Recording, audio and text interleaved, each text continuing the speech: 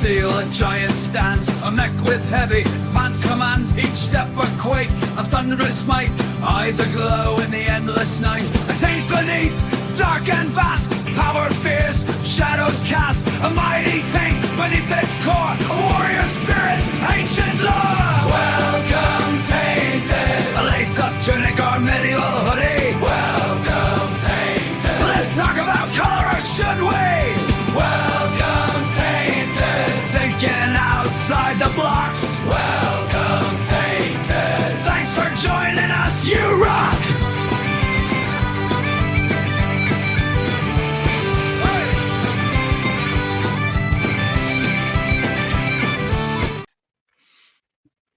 All right, well, welcome back to Think Outside the Blocks, your weekly Lego live stream, official live stream from Brickworld. My overlays aren't working, Ben. I'd like to put up a nice big title that says Think Outside the Blocks right now. But welcome to that. Welcome to Think Outside the Blocks, your weekly official Brickworld live stream, where we talk to you, thank you, Ben, about thinking outside of the perceived rigidity of the Lego medium, but also thinking outside of your mental blocks. I, of course, am one of your hosts, Mark Larson, Chief Brick Officer of Brickworld, and of course, this guy on my left, everybody's favorite host, Mr. Ben Hauger, Z Cerberus. How you doing this week? Everybody's favorite host. I don't know. I think I think Z spouse prefers you, I've been told. So I don't know how to take that, but it's fine. We've got some Brickworld hype already in the chat. Redco Kid, I know who this one is. Yeah, what's up? 51 weeks to go from our. Hey, what's up, Redco Kid? Yeah, so what's up, yeah. Pete? Let's see here. Realgar is stealing a little Monica Berry there with it on a hoy hoy. What's up, Realgar? Good to see you back.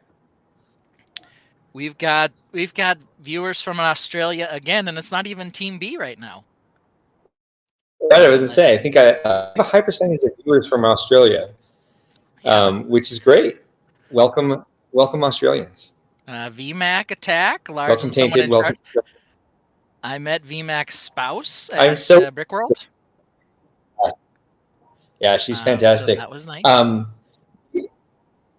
I'm looking forward to hearing the question that VMAC Attack had for us on Discord, and I will check that at some other point.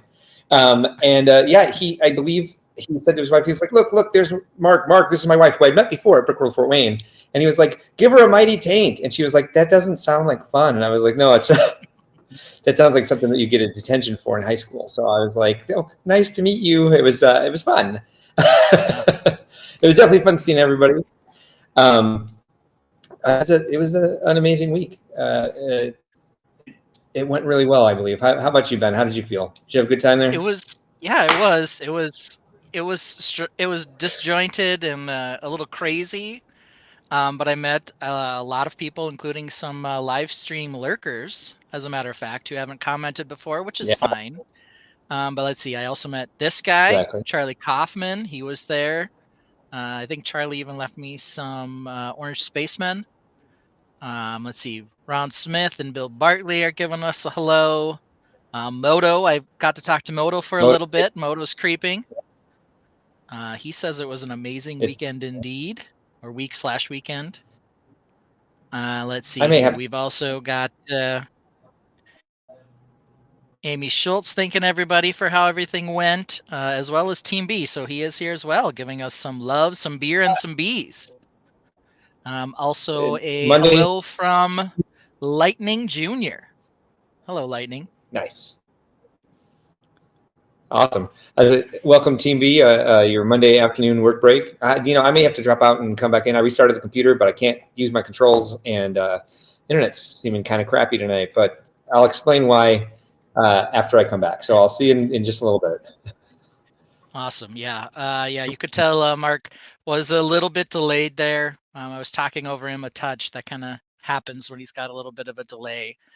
We also got Allie Lauer in the chat saying they're still recovering.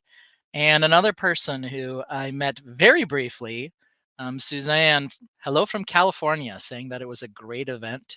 Moto giving us an aloha, so I don't know if Moto is all the way back in Hawaii already. But there we have it.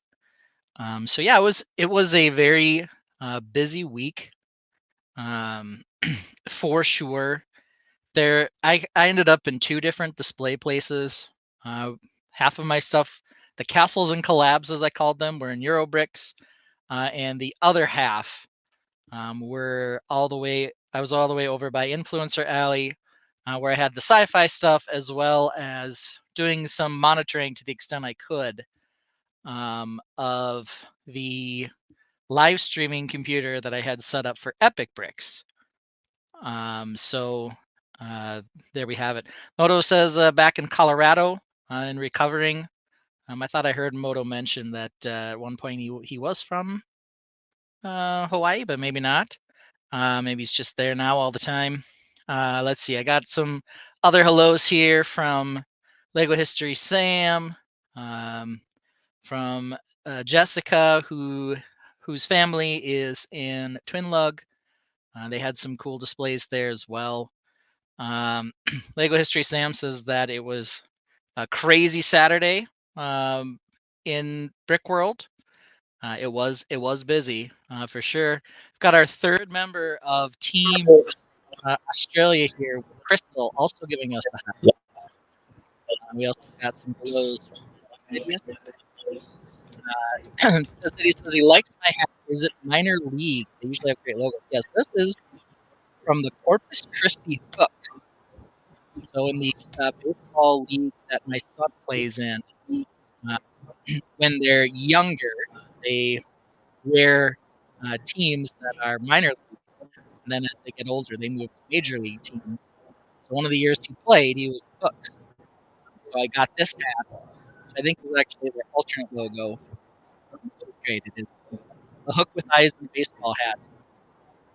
Doing some hitting here. We also have a hello from Hawkeye Lego Man, who I ran into many a time at Brickworld. He had some cool displays as well.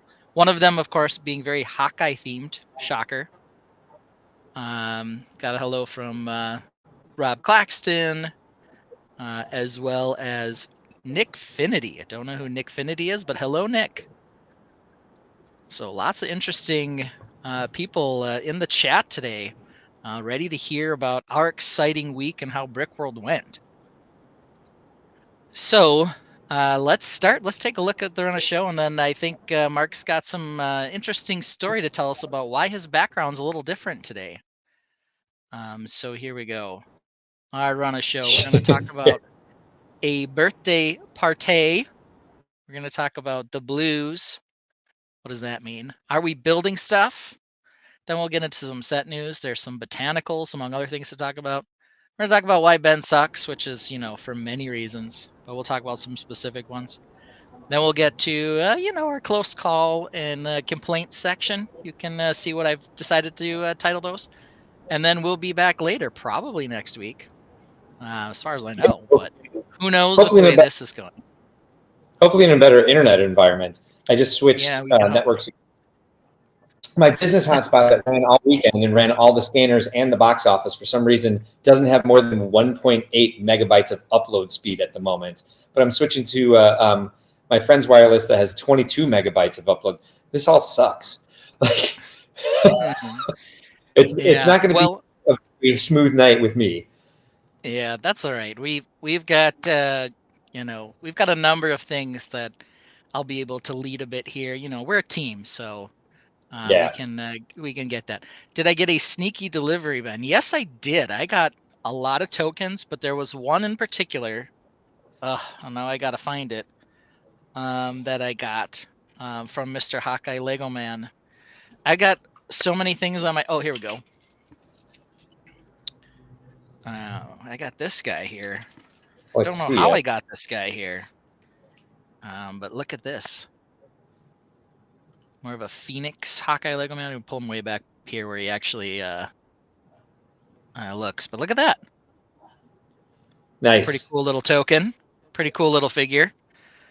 So he's pretty cool. And then I got, of course, a couple business cards for Alex with it there, including a Hawkeye Lego Man trading card. So all pretty cool. That was just one of many tokens that I got. but I like this one indeed. So there we have it. So first things first. Today, I spent all of my day, all of my afternoon, outside in my backyard with my son and 11 of his closest friends for his birthday party. They were going down an inflatable water slide, a giant one, 2 slides on it. The thing Nice. goes up, 22 feet in the air or something. I don't Really? even know. That's cool. Um, Did you guys have to blow that up yourselves? yeah, but it comes with, so whoever it is, like, I'm not going to plug the company, but they staked it down, hooked up our hose and the electrical, and all we had to do was turn on the air compressor or Okay. whatever it is, the air blower. And the thing just goes up in like 3 minutes and it's ready to go. Nobody got seriously hurt, which was probably more important than anything else. Seriously being the operative word there. Yeah, I mean they have some scratches on their back from jumping down the slide and whatever else. Right. But as people may remember, we talked about this a bit. My son's actual birthday was the first day of Brickworld, and we went to Medieval Times, which has kind of become a tradition among a number of people at Brickworld. This was our first time going as a family, but my son absolutely loved it. Our night one made my son very happy. So he's kind of gotten 2 birthday adventures, so to speak. So that was my week. But what I'm more interested in is why we aren't looking at Mark's gorgeous Lego room background today. Yeah. Well, before we get on to that, I'll call out ACOB is in the house, the official host of Brickworld Chicago 2024 this year. They've agreed to come back and host us again next year. They did a lot of exciting stuff with the influencers. And he's talking about making it a separate ticket event next year to bring everyone to Medieval Times because people seem to love this. Mr. Loki Lego wants to know what our favorite meal is. He might not be here very long. So I am here because Matt, who my husband, Matt Husband. That's right. That's his name now. If you guys were not in Brickworld Chicago, I was kind of tired the entire week. It was 7 days of 20-hour days in a row where we're getting literally 4 hours of sleep a night and waking up and getting right back to it. And it was a lot of work for us behind the scenes. And so the second day is opening ceremonies, and we have I'm finishing the opening ceremonies during the day, and I'm very tired. And so I get up on stage and I'm introducing the staff, and instead of my husband's name, it just says Matt Husband. And so that's become his name now. I think a lot of people changed it to that in their phones. And so he helped out a lot. He's a government compliance attorney. It's not easy for him to get off work. Give me 1 second here. All right. Haven't done that before.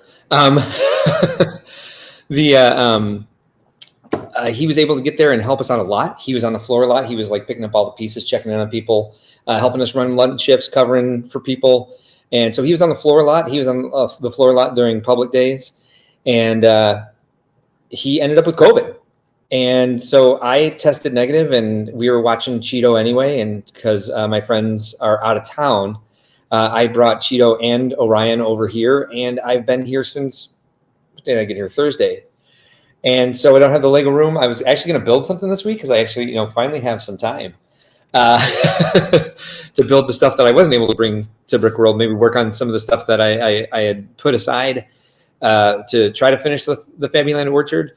But here I am, just kind of having a staycation at Cheeto's house. And now we are in this poor internet environment. I'm still obviously very tired as my brain is kind of like trying to catch up. This is the most tired I've felt since the show. Last year, it did take me a full month to recover. I felt pretty good this week. Today is the first day where I've been like, I hope it's not COVID coming on. But so far I've tested negative. So far I'm doing all right. There's a lot of post-mortem work to do. I took care of some of that today. But I mean, the show preparation just keeps going. I'm already having conversations with people about next year, and just the amount of stuff that we have to do to close out the show, invoices to pay, taxes to pay. Just kind of like we're having a lot of different meetings this week with different aspects of our staff. We have, of course, the staff that is there managing things like the registration and logistics and stuff like that. But then we also have all of those coordinators, a lot of which are volunteer, and they manage major aspects of the show. It's always nice to have a quick feedback meeting after the show to kind of take notes for next year and start preparing for some of the things that we want to change or want to,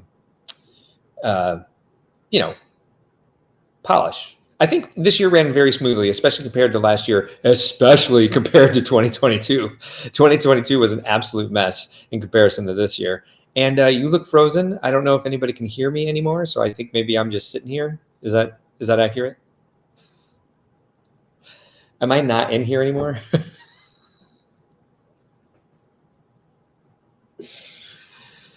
This is ridiculous. All right, hold on.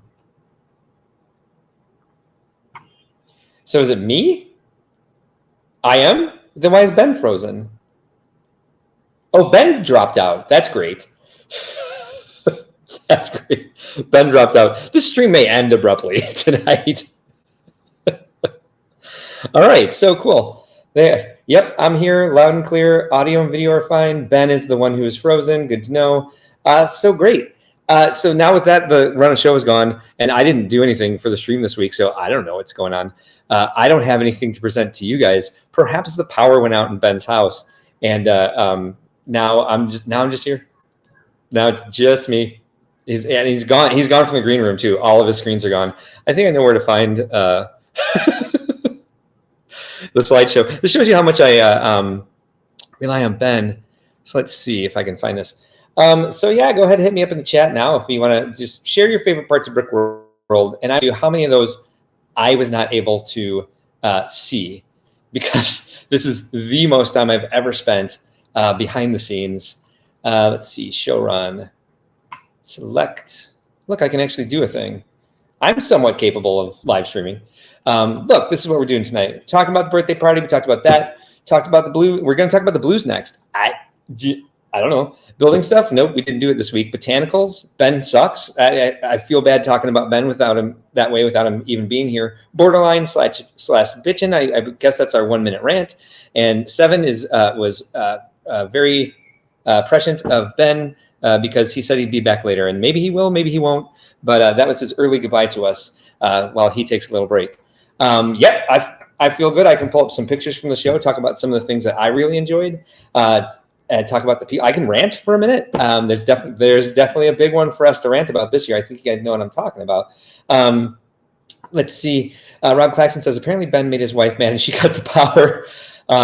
Elise Middleton is here. Hello, Elise. Is there a list of winners of all the Build Awards? That takes us a little bit of time to put together, but they'll be on Instagram.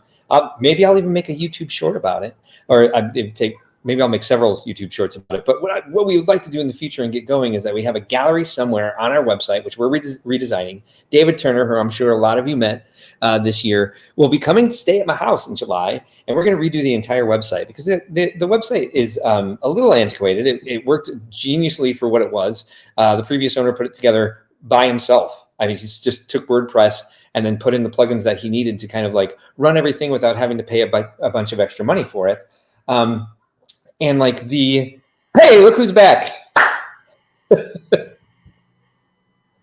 We can't hear you. It's like my internet all of a sudden has COVID. I know. I had some great moments with people, and like just to let all of you know, the moments I had with you were about the length of all the moments I got to have with everybody, even Ben. I barely spent time with Ben, which is unfortunate because that's why I was really looking forward to that. We wanted to take some more lifestyle shots, and I just I did not end up having the time at all. I didn't have a second to breathe. But anyway, one of the things that we do want to add to the website is a gallery of previous winners. That's gonna take us a really long time to piece back together over the years, especially if we want to put the nominees up as well, because we do want to honor the nominees, because I do think it is a big honor to be nominated for an award at Brickworld. Because there's so many creations there, so many amazing creations there, and it's a very hard job for our team of awards coordinators to narrow it down to just 5 per category. So getting a nomination is a huge thing. I hope people feel proud of their nominations. if they end up not winning the award. Well wishes to Matt Husband. Yes, same here. And of course, again, you guys, he hasn't had the best year. We got some more unfortunate family news today, and so he's still sick, and he's probably still working as well, and so he's just not having the best year. So yeah, if you guys know him personally, reach out this week. Not today. Today's a real rough day for him. But if you got his number, send him a text and just send him some love. Sing the Frozen theme song 3 times like Beetlejuice and Ben will unfreeze. All right, yeah, this is good advice. I missed it. I didn't know that. You'd have been back sooner apparently if I'd have done that. So VMAX says that his favorite thing at Brickworld was the community. Favorite build was the Nolan films, which do you know what the Nolan films one was? Is that don't specifically. I remember it was probably over in the Toro Lug area / Orphan Lug. I don't even remember who's all over there. But they had there was a main mask and then a device from Inception and one from what's the one he just did? With the Manhattan Project one. Okay. What the heck was that thing? But anyway, all the stuff from that. Apparently, Nick Jensen made them. I love this name, by the way. Bonk Nickeltune says favorite thing of Brickworld was all the builds this year. There really were some amazing ones. Yeah.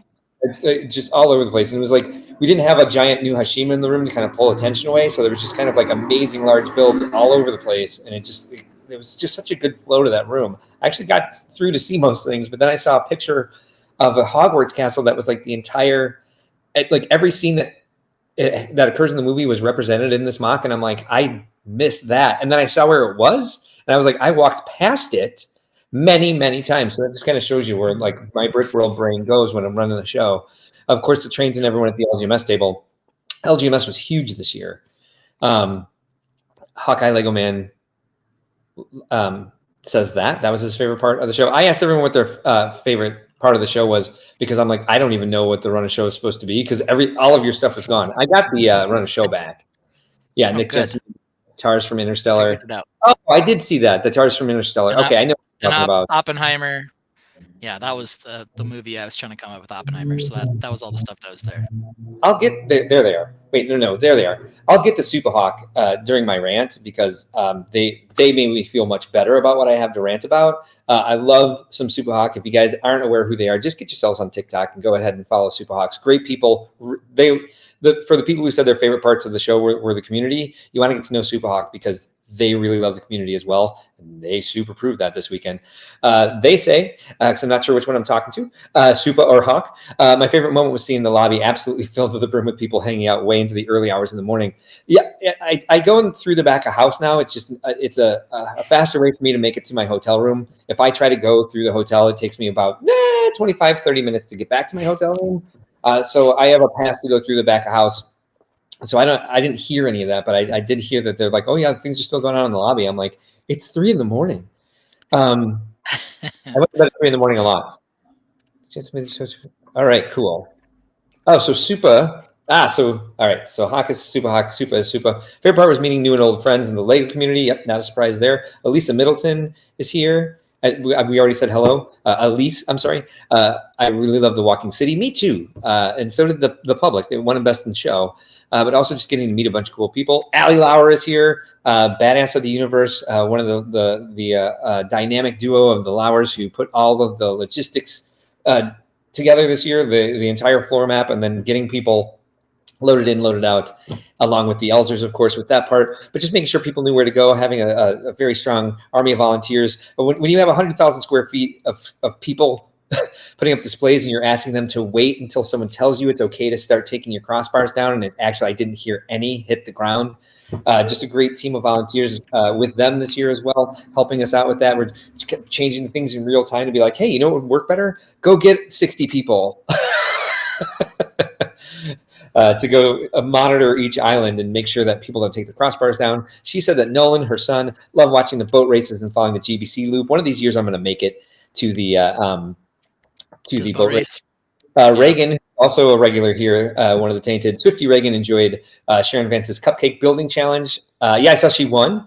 And then Allie enjoyed anytime she was able to Sit sit. down, yeah. There we go.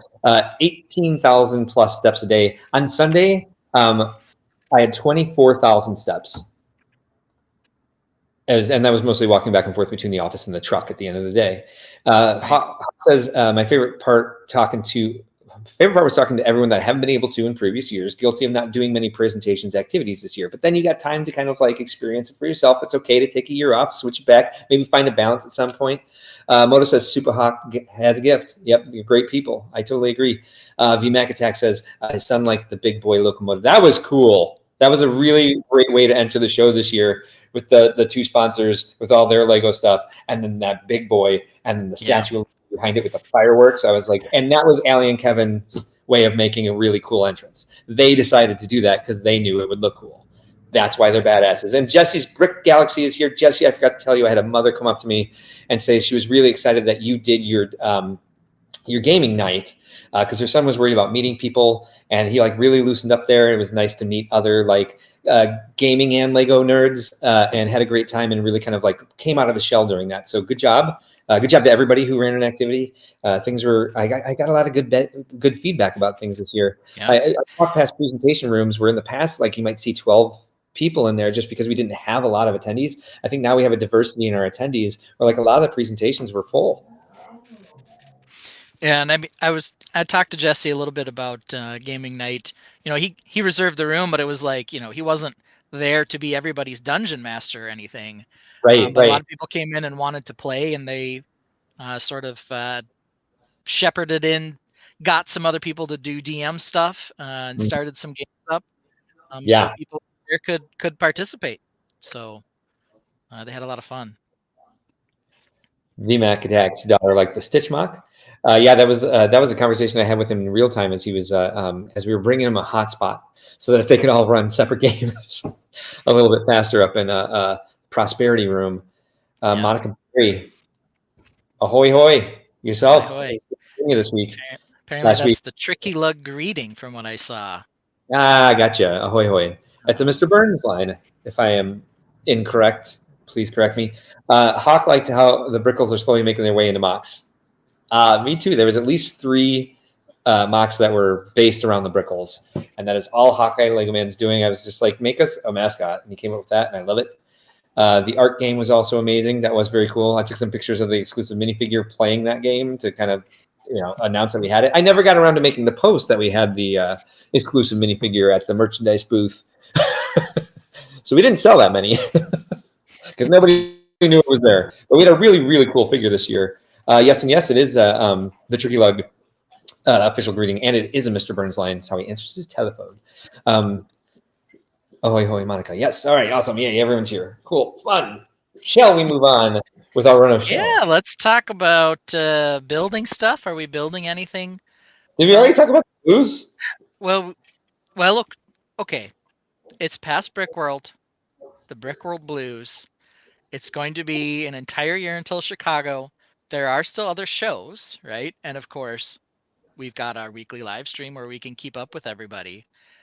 But it's one of those things, just like anything. And we talked a lot about the show already, but just there's like a recovery period just from kind of being sad to return to normal life. While it's nice, right? There's a lot of after Brickworld statements that I make. Mark's getting the dog some water. There's a lot of after Brickworld statements that I make to my family in particular. Oh, we can get to that after Brickworld. And it's kind of a relief, a wave of relief after you got everything set up. Then you're sort of ready to be there and in the show and hanging out with your friends. And then after you have to pack everything up, and Mark gets mad at you for leaving something in the hall for him to take to Grand Rapids, then after that, then you just kind of have this, what now? Sometimes you're feeling really motivated to get back and start building things. Other times you just want to sleep for 3 weeks. Yesterday I was at my nephew's graduation party, and I did in fact fall asleep in their basement for like an hour because I was tired. So you just kind of have this Yeah. con hangover / Brickworld blues thing going on for a little bit. Yeah. Um, and hopefully you can get pulled out of it by watching a live stream, by going to another convention, going to one of the expos, something to see your friends again. But you have to wait a whole nother year for Brickworld Chicago to come back again. Well, what's been nice is like I mean, usually you have that sort of like day after Christmas feel. I certainly do, especially when I'm leaving the show and I haven't seen anything yet, and everything's being torn down. And I'm like kind of running through, packing things up. Like, oh, half of that mock looks cool. I wonder what the other half looked like. Let's see, Monica Berry. I'm throwing the our Discord invite link into the chat. As far as I know, that should work. If it doesn't, let me know and I'll message the right person. Who's, of course, everyone knows it's David Turner. This year, it's been really fun afterwards. Is like there is a lot of coverage of the show, and so it's been fun for me to sit down and watch other people's videos and kind of catch the stuff that I missed. That's how I saw that giant Hogwarts mock that I missed. That's how I learned today that Duck Bricks almost died at Brickworld in the lobby restaurant from a peanut allergy. Apparently, if you have a peanut allergy, don't order the steak at the restaurant because there's a mole sauce on it, which isn't, maybe you like it. I'm not a big fan of mole sauce in the first place. But yeah, that was a pretty scary situation apparently.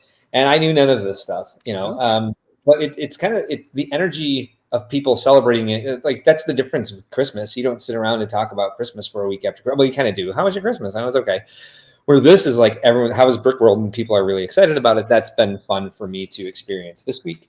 And there's plenty of stuff for me to still comb through for this next coming week and kind of keeping the energy going instead of sleeping for a month like I did last year. Like I literally slept till like 1 p.m. every day for a month last year after the show. And so I think things ran smoother this year in that regard for sure. But I also think that it's, for whatever reason, it's easier to recover. And I think it's because we had a lot more help. However, that help I almost killed because they were working the same hours I was. I mean, they were kind of going to bed around 10 or at least disconnecting around 10. I was trying to, but then there were things that would happen. And yeah, there's no choice for me but to deal with them when they're happening. Rialgar, holy moly, for sure. Luckily, he had his EpiPen and they got him to the hospital afterwards. He has a whole story about it on his channel. Go check out Duck Bricks. Of course, he's I'm going to get this wrong. Christopher from season 4 of Lego Masters, the winner. Yep. Yeah, but his name is Christopher, right? It's Chris. Yep, Christopher. Okay. Yay! Look at me. Hoarder 66 is here. John K says just joining Brickworld was awesome. Glad you had the help you need. Oh yeah, and we need more. And he missed your maple polybag giveaway. Oof, John. I still have some more. I don't know if they'll make it all the way to Chicago next year, but I gave away quite a few. The very first one I gave away was to VMAC Attack's wife, who came up and on the phone with VMAC, what? Wait, no, you got to tell him. What am I supposed to? It was the fox or whatever it was. She was, telling me, and I was like, here's your polybag. That's awesome. So that was before she even said hello. She was spitting out that it was the fox and getting the poly bag for them. Speaking of VMAC Attack, he brought some Malort home, and it's spelled Malort, by the way, and the O is an umlaut. But anyway, he took it home and stripped all the paint off his coffee table with it. Yeah. Good use. Yeah. Well, the next thing on the show was, have we been building anything? Obviously, you're not going to be able to show us anything. Yep. However, I can. Mock, trust me. For those of you who didn't manage to make it to Brickworld, and even if you did, if you didn't get over to both of my tables, maybe you didn't see it.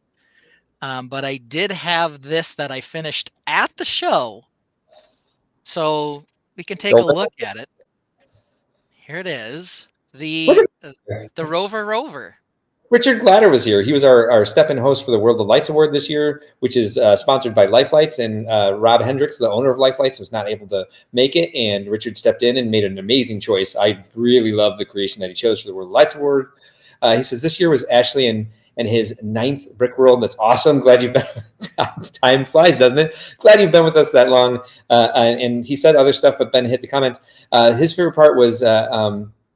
Oh, that was their favorite part. Like it being the 9th year. Hope Matt and I have recovered. Well, Matt has COVID, and I'm staying at a friend's place so that I don't catch it. But good to see you here, Richard. Monica Berry says, I thought it wasn't the Fox, but the Fox was in the Final Four. That's the one I can remember anyway. Now I'm building it. It was the Fox. Yeah. So the initial question that I asked. Church is here. Hey, Ben. Daniel Church, who beat you for Daniel Church is in the chat. Daniel Church, yeah, love the Rover. They're trying to make me and Daniel enemies, but it's not going to happen. Yeah. No, Daniel, congratulations too, by the way. It's a very well-deserved win. Very glad you're here to join us. Yeah. So Monica, you're right. The thing that actually knocked Maple out of the tournament was the medieval town square. However, that was a little too tricky even for the loyal tainted. So I switched it to say that all you needed to do was tell me one of the three other sets in the Final Four to make it a little easier for everybody. But you're right, Monica. The initial question before it was officially out there was which set actually beat Maple. Oh, that was too hard. People. I would have gotten that one. Well, maybe. I mean, you were the co-host of the show. The most epic moment. Yeah, it doesn't mean I remember things. Sarah Durasset thanks you from her daughter. That would be Mrs. VMAC right there. I recognize the picture and everything. Let's see here. So Daniel says that we can be frenemies, or maybe brickamies. But Reed's already my brickamy, so I don't need more frenemies. I can just have regular friends, Daniel. I'm not sure. I don't think Sarah Durasset is VMAC Attack's wife. It is. 100%. I'm looking at this picture. I know who this is. She gave the polybag to her daughter. I gave them another crack to get Sonny, who was also with them, to get a polybag. He didn't really want a Maples polybag for whatever reason. Well, but that's how it is. Makes you feel a little guilty that we're getting $3.98 a month from the same household. Like, thank you guys for the support. If that is true. I was like, what? It is what it is, man. It's 100% true. 100%. I see. I'm not a fool here. Daniel says we can be friends. So there it is. Yeah. All right. Another interesting thing that happened at Brickworld before we talk about this here.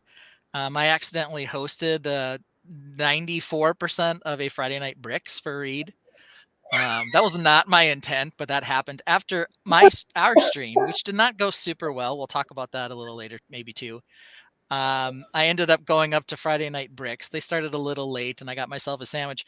And Reed was just sitting over there, like, when Ben's done eating his sandwich, he'll come over here. And then, for some reason, he got up and started walking away, and I was just like, okay, I guess I'm host of the show now. So if you go back and watch the Friday Night Bricks, if you need more Ben in your life, go back and watch that episode.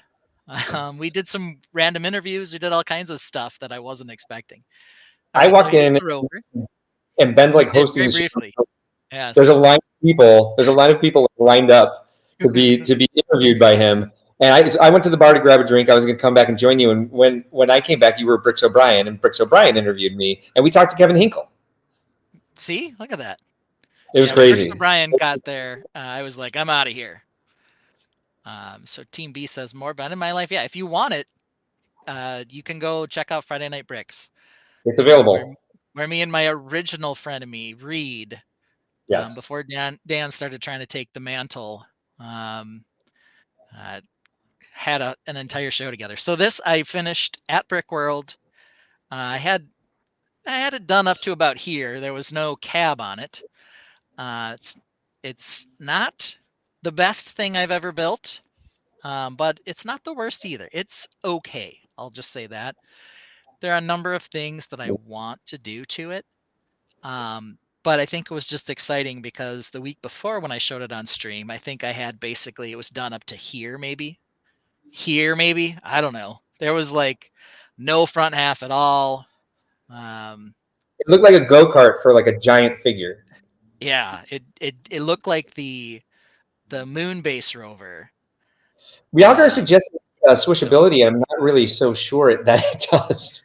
it's actually not too bad. It picks up pretty well in the middle. I did have to put some cheater wheels underneath because it's got independent suspension on all the tires, but the front is so heavy it was sinking all the way down to the bottom. So Yeah. now we got some opportunity for it to still go over something and not go all the way down. Yeah. Sir Meows told Moto about Friday Night Bricks, and while we're talking about it, you guys should check out Friday Night Bricks as well. There's always some fun guest stars on that one for sure. There's just a myriad of hosts that show up on that show. Yeah. Just rolling swishing, no Who flying knows? swishing. There's always, yeah, but it does. You can pick it up and move it around okay. Right. I don't think I'm going to take pictures of it in this state because what I really need to spend time doing is fixing the cockpit.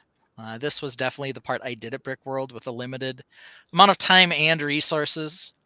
And while I think it's all right, I wouldn't say it's amazing. This isn't incorrect. It may seem a little harsh, but it does look like a little Playmobil-ish. Yeah, kind of. Yeah, I don't Oh, think that that's false. Ben, clown face pareidolia. Is that what you got on there? Some little clown face Yeah. pareidolia going on? Yes. Who else sees it? Raise your hand if you see this clown face. Ha ha ha ha ha. Is this where we're looking here? Yes, dear Lord, man. We That got is, some red lips and a big nose and a couple of yeah, eyes. He's yeah. got 3 eyes, this clown does. Or maybe some No, purple eyes. no, just the white. The white would be his nose, and then those two gray boxes are his Oh, eyes. okay. There we go. Yeah, clown face pareidolia going. Where the hell is our pareidolia? There it is. There In case it you is. guys are showing up for the first time and haven't heard this term 100 times yet, pareidolia is is seeing faces in inanimate objects, which Ben and I are both plagued with. We have a pareidolia incident. Yeah, but I see a frog, says Lego Team B. Yeah, you know what? When I first was designing this and I had this piece in here, this front here kind of does look like a frog. At first I thought maybe alien. A camel. It looks like a camel head. Camel, maybe, yeah. There are a number of things that I think would help fix this. One of them is if this wheel was moved forward, that could help, or if there were 2 sets of wheels, also could help. Or just in general, I think the cockpit probably needs to change. I just really, really, really wanted to bring the rover to Brickworld because it was the year of the rover. And you want to be part of the RC parade. Absolutely. Why wouldn't you want to be part of that? It may not be your best, but it helped. It was probably one of the many mocks that inspired Jason Crutchfield here, who had a blast. And Awesome. as I just said, he's inspired. He's going to be displaying his first mock at an upcoming LEGO convention in a couple months. Excellent. I assume that's Brick Fair, Virginia. And welcome to the aspect of being an AFOL where you're now going to show off your creation in person to other people. It's fun. It's a lot of fun. Hopefully you'll be inspiring other people the way you were inspired. Yeah, Jason saying in a couple months an upcoming LEGO convention.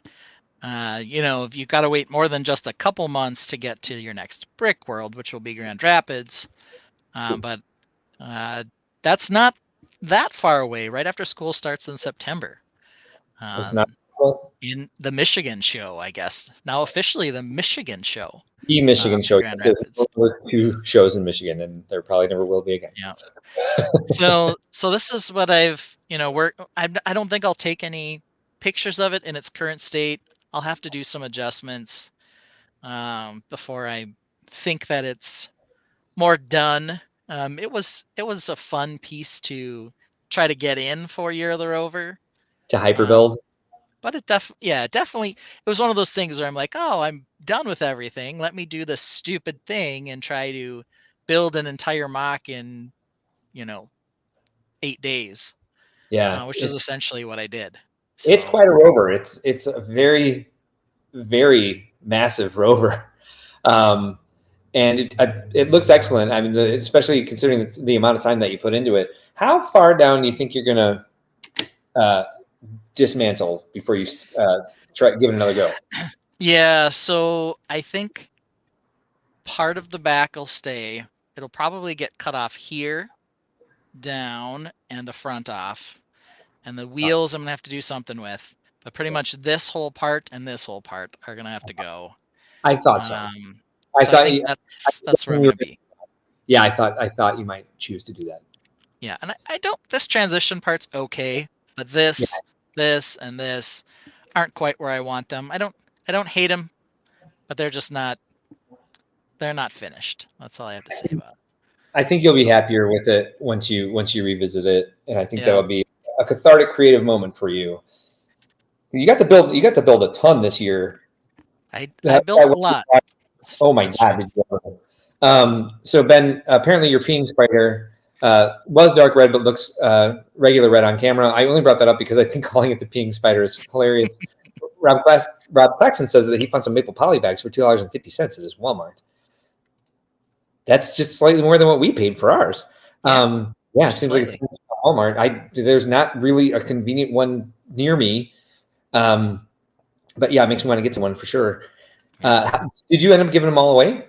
No, I still have probably 20-ish of them. All right, cool. So we'll give them away again. I don't need 20 maples though. I will say, even though I had a couple of maples, gift with purchase, I picked up a few before we knew it was going to be available basically everywhere. I snatched some up, but I never built them because I'm like, man, these could be valuable. But then after I had a whole box full of them, I did take one out and built it. And you are 100% right. Maple is adorable. Oh my goodness. Just that cute round little bear head.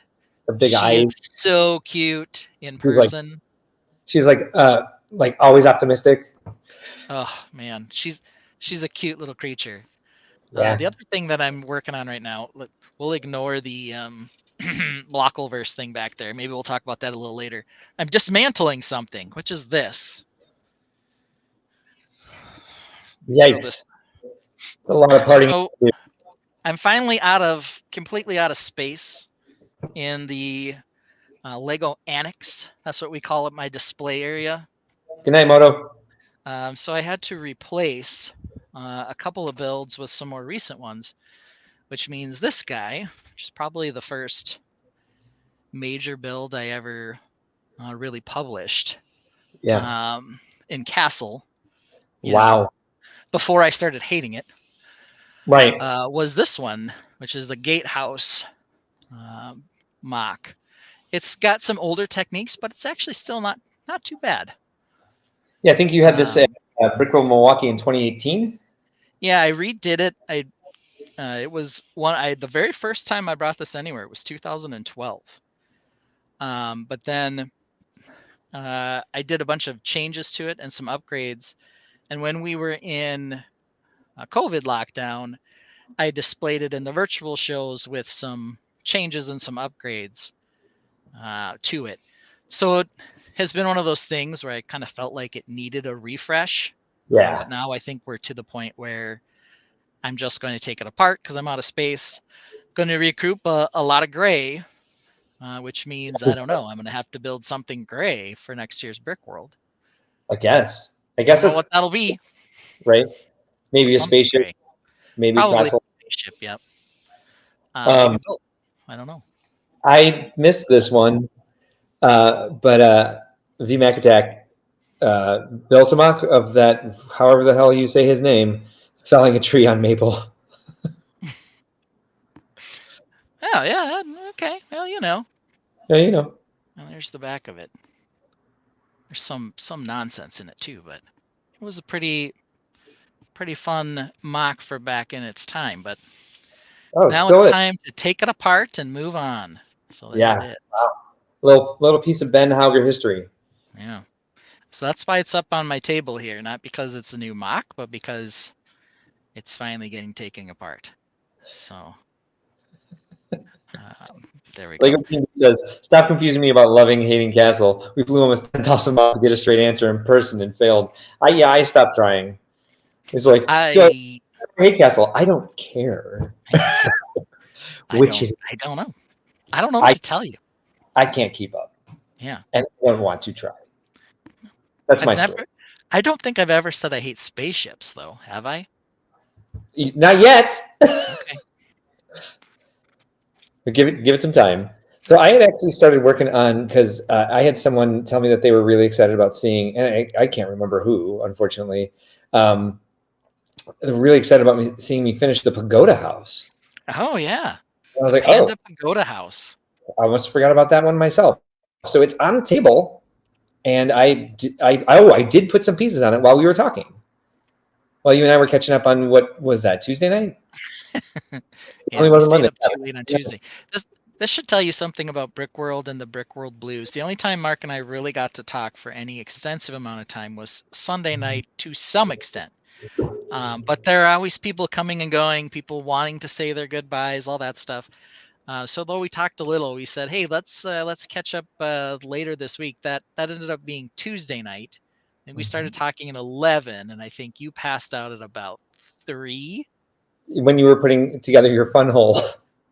Yeah, so I was working on my fun hole, which we'll talk about a little bit later, in some regard. Okay. But that has nothing to do with the Tainted. Fun hole and Tainted aren't related. But Not we at will all. talk about that. So. Oh, this is a great song. Perhaps our garage band can do something with this, just to see if Ben hated castles or not. Yeah. Yeah, Rielgar, I think earlier said he was excited about the new theme song, so it must have been a couple weeks. But the Garage Band has written a few songs, including one that debuted at Brickworld opening ceremonies, performed by, I would assume, some close personal friends of Mark's that sound, maybe a little bit like Mumford and Sons. Doing a song about a castle taking a tumble. Should we take a look at that? I think we should.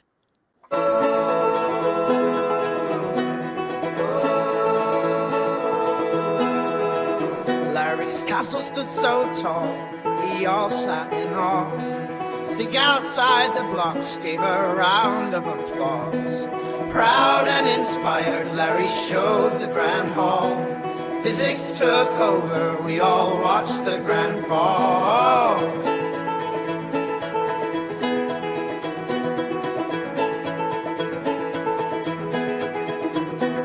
Bricks fail, crashing dreams to the ground. In that moment, silence was the only except for Mark screaming, no, no, no, no, no.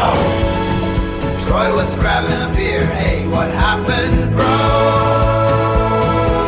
Yes, I pulled a moto. No, you didn't. I did.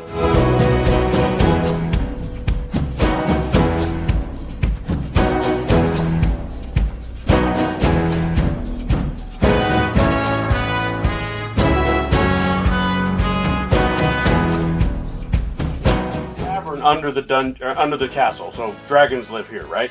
Oh my god, yes. Level 1 dungeons. We got kitchens. This is a double high. This is the grand hall. No, no, no, no, no, no, no, no, no. Like the grand hall. I believe everything happens for a reason, and maybe this reason is for you to rebuild it better, bigger and better. Shut up, Troy. My castle just fell. There's only 6 weeks to go. I'm in a full hell.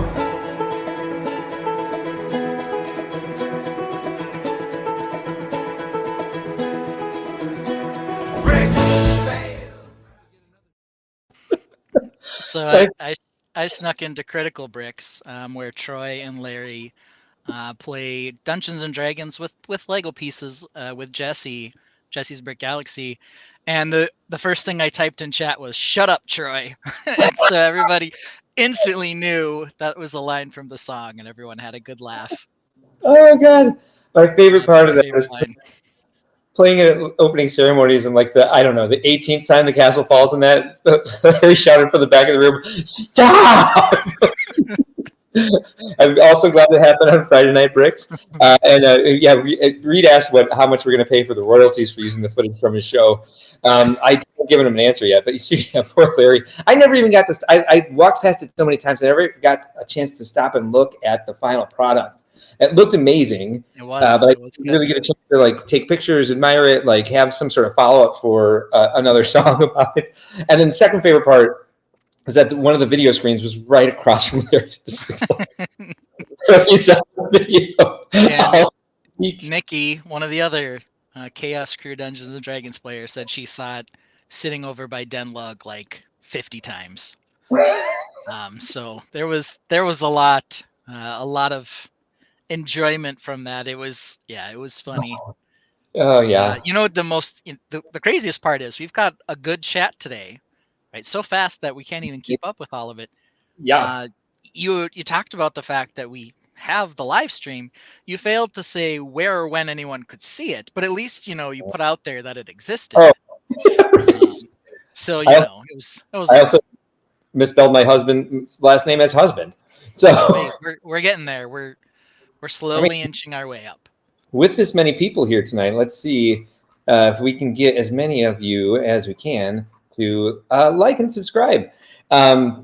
Smash that like button if you're enjoying what you're seeing. If not, don't. I don't want to force you to do something you don't want to do. And then, of course, subscribe if you want updates when we're going live. In case I forget to tell you, the opening ceremony is exactly when it happens. You'll always know because you'll get a notification when we schedule a live stream. Also, from time to time, we do bonus live streams where we do set giveaways. And they crop up, you never know where. So instead of just relying on our single Discord announcement a week is how we've been advertising the show. Maybe we get more people watching if I put some stuff up on TikTok, Instagram, YouTube, whatever. We'll find out. We'll see what works. I haven't had the time to try in a while, but yeah, if you're watching, please hit the like button. And thank you. You can also join us as a member. Ben, are you frozen? Oh. Here we go again. We're hitting a great stride, and now I'm alone again. Something's wrong with both our internets tonight. I read an article today that AI is starting to really kind of mess with the internet grid. That's not what it said. That's not what they call it. But that's how much my knowledge of things goes. And that it's people are using it so much that it's starting to bog down the interwebs. So that's true as far as I know, because I read it in an article. Get rid of that. So we're moving on to what's next. We just talked about building stuff. We're talking about botanicals. And since Ben puts together the Run of Show, I don't know exactly what we're going to talk about with botanicals. I imagine there's some new. This is usually where we do Lego set news. Dear Lord, I look old and tired. Low from column A, low from column B. He's just serious. I love that. And very still, yes. So let's check shop.lego.com and see if we can find some new botanicals. There were a couple of good Animal Crossing displays out there this year. So there was a big collaborative, and I didn't see a celebration of Animal Crossing this year that I thought I would see. Maybe it was there, and I just didn't know it because like I said 1,000 times so far, I really didn't have a lot of time to look around this year. But I will start pulling out some of the mocks that inspired me as soon as I see if there's some sort of new botanical on shop.lego.com. It's always fun when I click off the screen for the live stream and it feels, am I just sitting here talking to myself? Because maybe I'm gone from the live stream. There are new flowers. So yeah, skip straight to Ben's internet sucks. Or be back later is, be back later. Yep. Ben sucks. It doesn't even say Ben's internet sucks. So and again, we can talk about that. It would just be very odd. The new Botanical set has botanas. All right, let's find it. What's it called? That's the Mandrake. This is fun. The live stream goes from our new song and us celebrating how many people are excited about talking to watching Mark search the new page on shop.lego.com. Fun times. It's always exciting here on Think Outside the Blocks what you're going to get next. And so this is the perfect time for everyone to take a bathroom break, grab a drink, take the dogs outside. I was just going to take a bathroom break, and so I'm stuck here now until we get Ben back. I may have to just hold it all for us. So that What are you talking about? I'm here. look, there you are. Were you there the whole time? Or am I No, hallucinating? no. So okay, so you know how we were talking about taking a well, we have the whole after Brickworld conversation. I'll get to that after Brickworld. Yeah. One of my after Brickworld deals was that I was going to reset my server that I stream from here because it would occasionally freeze. Yes. Never once froze during the live stream, but I was still concerned, and I'm like, okay, I'll do it after Brickworld. So I did. But now today I've had 2 times where it's told me that the internet has dropped out. I am hardwired. So it's not like it's a bad signal or anything. And we know my speeds are good, so I'm sure that I've got some gremlin in the system or a stupid driver I have to update or something, and we'll get to it. So do you want to take a break, or do we want to get straight to botanicals? You can start off with botanicals, and I will quickly use the bathroom. All right, awesome. So this Where am is the second hour where we usually start off with the Lego news. Mark's trying to put me in the right place here. And so because we're starting with the Lego news, what was announced this week? Well, I don't know if it was announced so much as just spotted out there. But the first thing we had was a couple of new botanicals, botanicals. But here we are. We have got a chrysanthemum. It's only 278 pieces, but it is a pretty nice looking set. Looks like we're getting some dark green pieces in here for the stem. This up here, I know it's supposed to be like a chrysanthemum bud, but it looks like a wire nut. If anybody knows what a wire nut is. Supa is excited that there's some orange in it. Though I've got to retire from orange. We'll talk about that later. But there's also all of these bananas in a couple different colors for the bigger one, and then eventually the little claw pieces on the smaller bloom. Also has a nice little pot and a nice little stand underneath it here. So yeah, it's kind of suggested that maybe this is the banana thumbum. So we've got the banana botanical here, the bananical, the banana thumb, all kinds of stuff. So everybody is now getting the banana references, and they're very excited for all the bananas here. It looks like to me that we have some yellow bananas, some orange bananas, and then some tomato soup bananas down here on the bottom level. So a lot to get excited about if you like bananas in several different colors. Let's see. Everybody else is saying that they like the vase, and that they like the sand green with the gold. Mark's favorite color.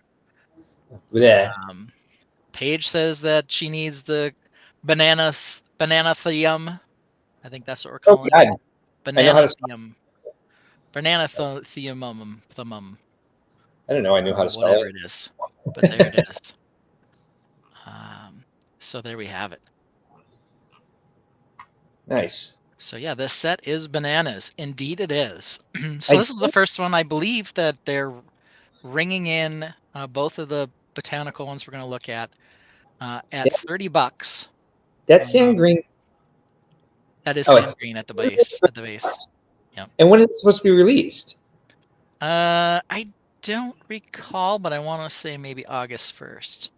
I'm gonna get. What's making that? Take a look at this. What's this? This is a second one, the plum blossom. Plum blossoms. This is. I vaguely recall seeing this week. Actually, both. Yeah. What they're talking. It's got a similar vibe with I think the very base of the vase might be the same. This is cool. Are they both $30? Yeah. And I'm sorry. When are they going to be released? I think August 1st, but I'm gonna have to look that up because I think that these weren't official Lego announcements. I think they were leaked on a French retailer. Oh, okay. We're talking about leaks? Oh. I mean, it's only sort of a leak. These are pretty official, right? Yeah, damn. You can't Um, pretend like you haven't seen these things before, right? I'm super excited about the vases just because that sci-fi uh, interactive city build that I had. Yes, yes. Like that'll really change. Those pieces will really change this if this is easy to get. And once these are on Pick a Brick, I'm gonna buy a boatload of those rounded pieces. I wonder how you make the bottom of the sand green one. Yeah, so based on what I see here, because this was a leak from France, they're listed as August 1st at 30 euros. So I don't think we have the US price or release date, but I think Probably my 30. best guess is $30 August 1st in the US too, but It'll probably be 35. could be. I don't know. But there we are. VMAX says this one looks oddly robotic. I don't know. Okay, maybe a little bit. I do like that we're getting a lot of pieces that I use for types of tree making. And the Sorry, vases on both of them are really nice. you are correct. It'll be $30 US All right, awesome. from what I'm reading on Jay's Brick blog right now. Okay. Tomato soup. Are we sure that's tomato soup? And the chrysanthemum, I think the bottom bananas are down here because they're Yeah, definitely darker than the orange ones above it. I think you're right. I just wanted to play this banner. Yeah, we don't talk about color though. So Yeah, who that's the only knows? reason. Yeah, it's the only reason I even brought it up because we Yeah. don't do that. Yep. Adam Meyer in the chat. Oh, 4x4 or 5x4 rounds would be my guess. And those are new pieces, aren't they? No, I think that those are existing pieces, but I definitely haven't seen them in those colors for sure. Realgar says it's too red. At How least did the in British? this picture, I think it is red. I think the only one I think these are red in the plum blossom one. I don't know why brittle brown breakage was up, but I was There's a at lot the. of brown. I'm sure it's me.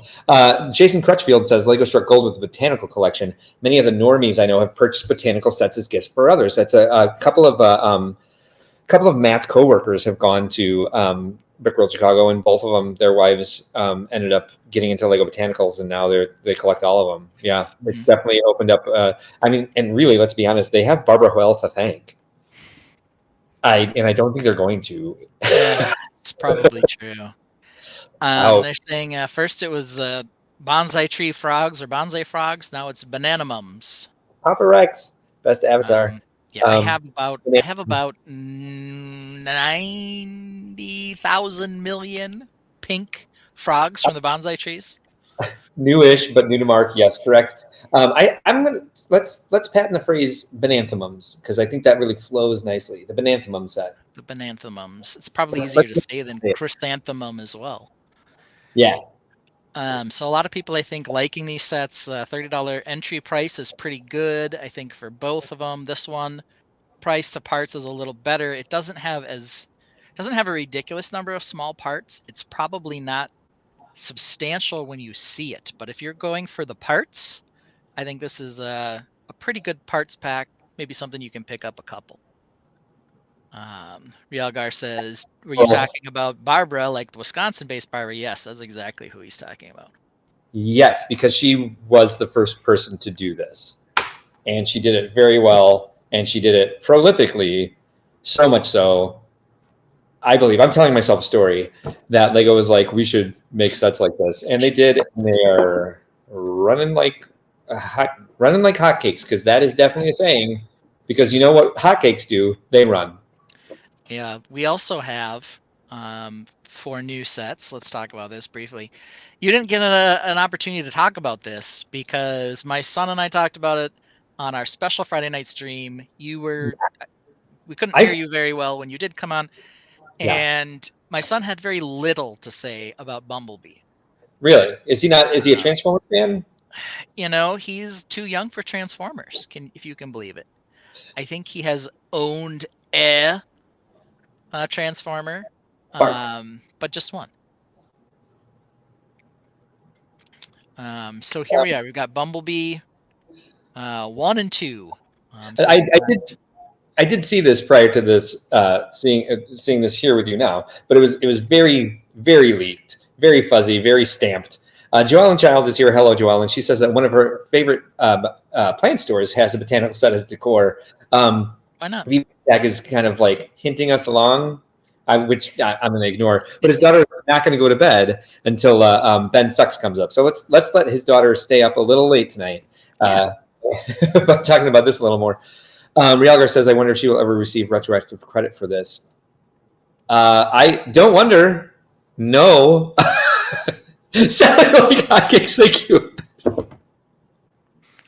Selling like hotcakes. So that makes, I guess Why do sense. people like hotcakes so much? I don't know, but they do. Hell, it's a hotcake. It's I got a cake. But there we go. So Yeah. Bumblebee, what do you think? It's a Transformer. It's the I second like one. it's pretty cool that it's transformable. Mhm. And It's pretty smooth. I wasn't sure they'd ever be able to do that, but of course they've come out with a lot of new pieces, especially when it comes to like hinges and joints. Yeah. So I love the back of the car. I think it looks fantastic. I'm not going to buy it. It's yellow. Yeah, tell me what you think of the color. Right. Boo. Boo. Boo. Your favorite, or one of your 3 favorite colors, which I think are what? Blue, red, regular blue, red and yellow. They're all, and warm gold. You hate warm gold. I don't mind regular blue. Red, but yeah. yellow, and warm gold. Yeah, those are the colors that I rarely use. Yeah. I mean, there's occasions where you should Rarely use them, yet this is your trophy. No, I All know. red. You want to know why that is? Because red's Kathy's favorite color, and so that's why all the play brick is red. And since it's easy, since they're already ordering bricks for the play brick, they made the trophies out of the same color. I have suggested several times we turn it to regular blue, and people are like, "But the red bricks are iconic," and I'm just like, "Yeah, well, it's changed." All right. All right. Whatever. Let's see here.